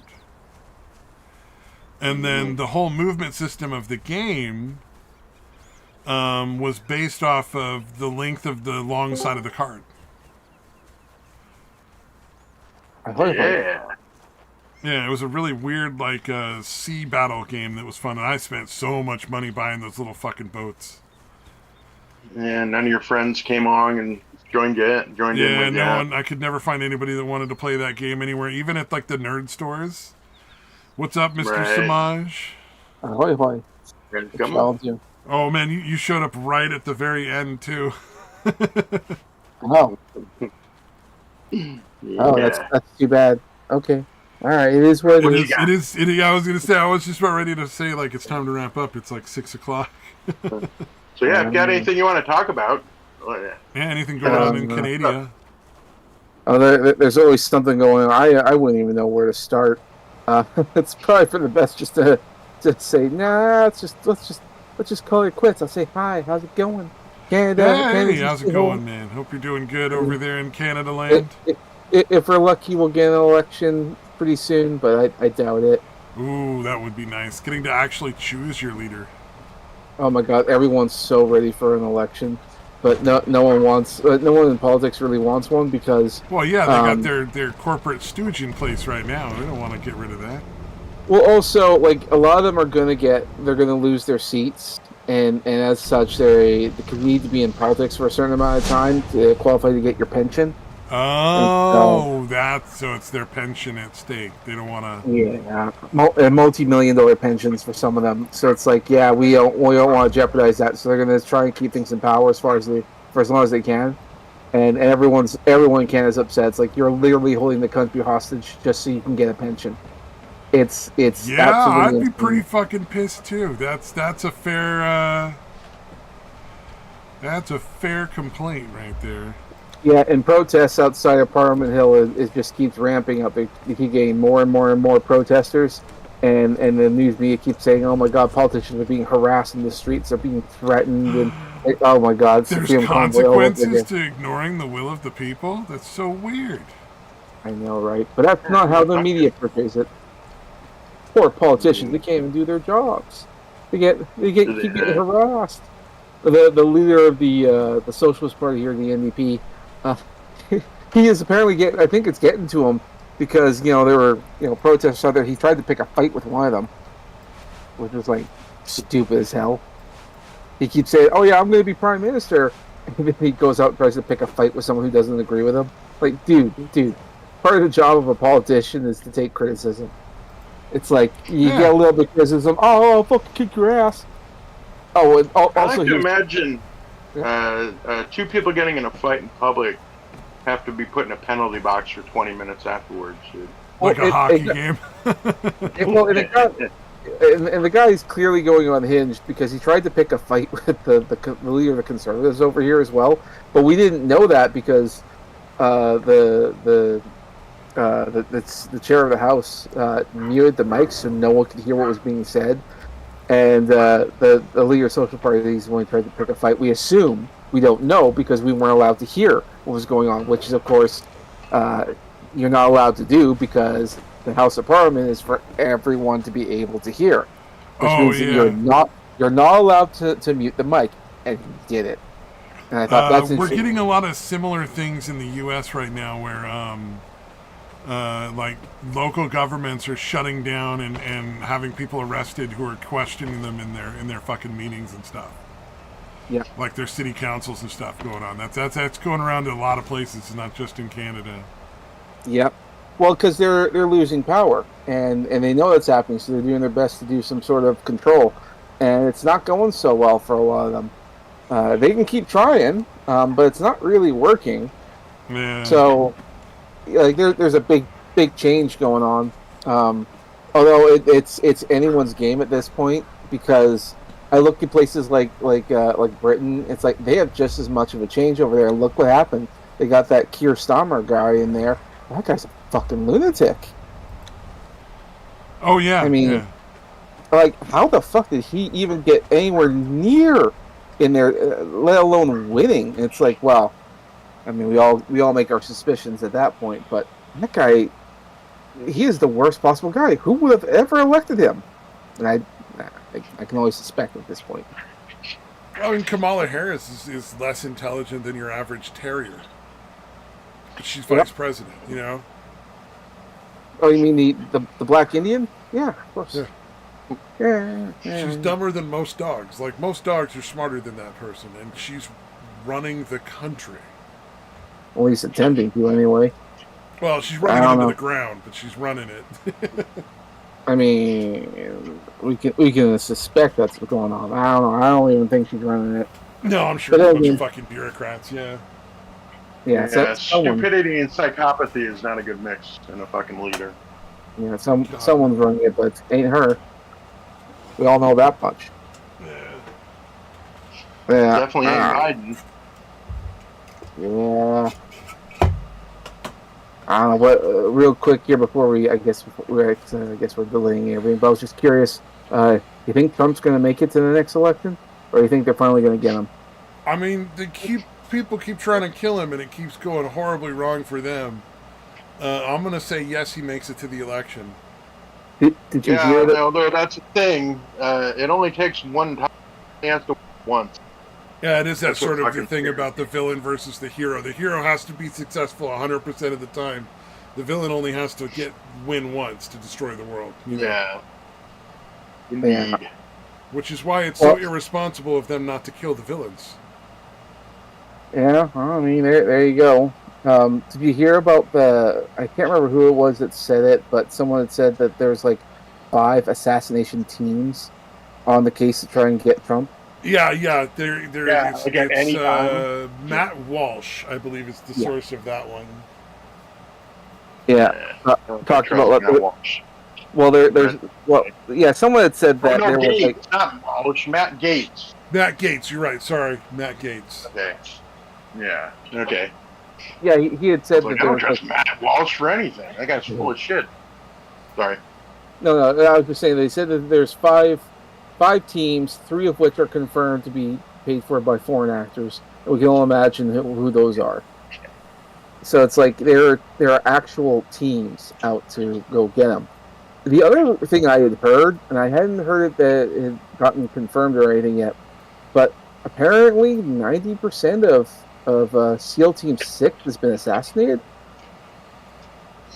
And Never heard what I anything about that. the reason why, well, because I can't remember where I heard it from, but someone had said that SEAL Team 6, large portions were taken out and assassinated. This was found out, and in regards to what was going on with, like, because remember how, like, Biden pulled out of, like, Afghanistan or something, and so many people were just left there, and members of SEAL Team 6 actually, on their own time, went out there and rescued people and brought them back to, like, the U.S. against the wills of Joe Biden. And they said that it sounds like they can't be trusted by the people in Washington, so they had to get dealt with. And I thought that's interesting. I'm not even seeing anything about them being dead, so I don't know. No, well, it's just something I heard on the. God damn it, Cat! It's just something I heard, and I thought that's an interesting story. I'll wait to see if I get any more information on that one, but. Yeah, and I'm just certainly not discounting it. I'm just saying I can't see anything about any information about it at all. So. No, well, maybe it's being played real close to the vest right now. Wow, why wouldn't they? Keeping it out of the press for as long as they can, I assume. Yeah, I would imagine so. If it's true, it's just something. True, it might not be true as well. That's also possible. But then again, I mean, these are the same people I heard this from. Were the same ones saying that P Diddy had been doing shit, and then what did we find out recently? I guess they were right. So now I have to think back of all the rumors and conspiracy theories I've heard, and I have to question whether or not they're real or not. Yeah, his lawyer's looking pretty sharp. I think P Diddy might be in good hands there. We'll see. Yeah. I mean, if he is guilty, because I don't know anything about any of this, all I'm saying is if he is guilty, I hope he goes to prison. If he's not guilty, I hope he doesn't go to prison. That's as far as I'm concerned, as far as it goes, because I just don't know enough. Anyway, I think Date Quad just took off here, and I gotta roll because I gotta go pee so bad. All right, take care, guys. So I'll catch you later. Anybody listening, thank you for coming.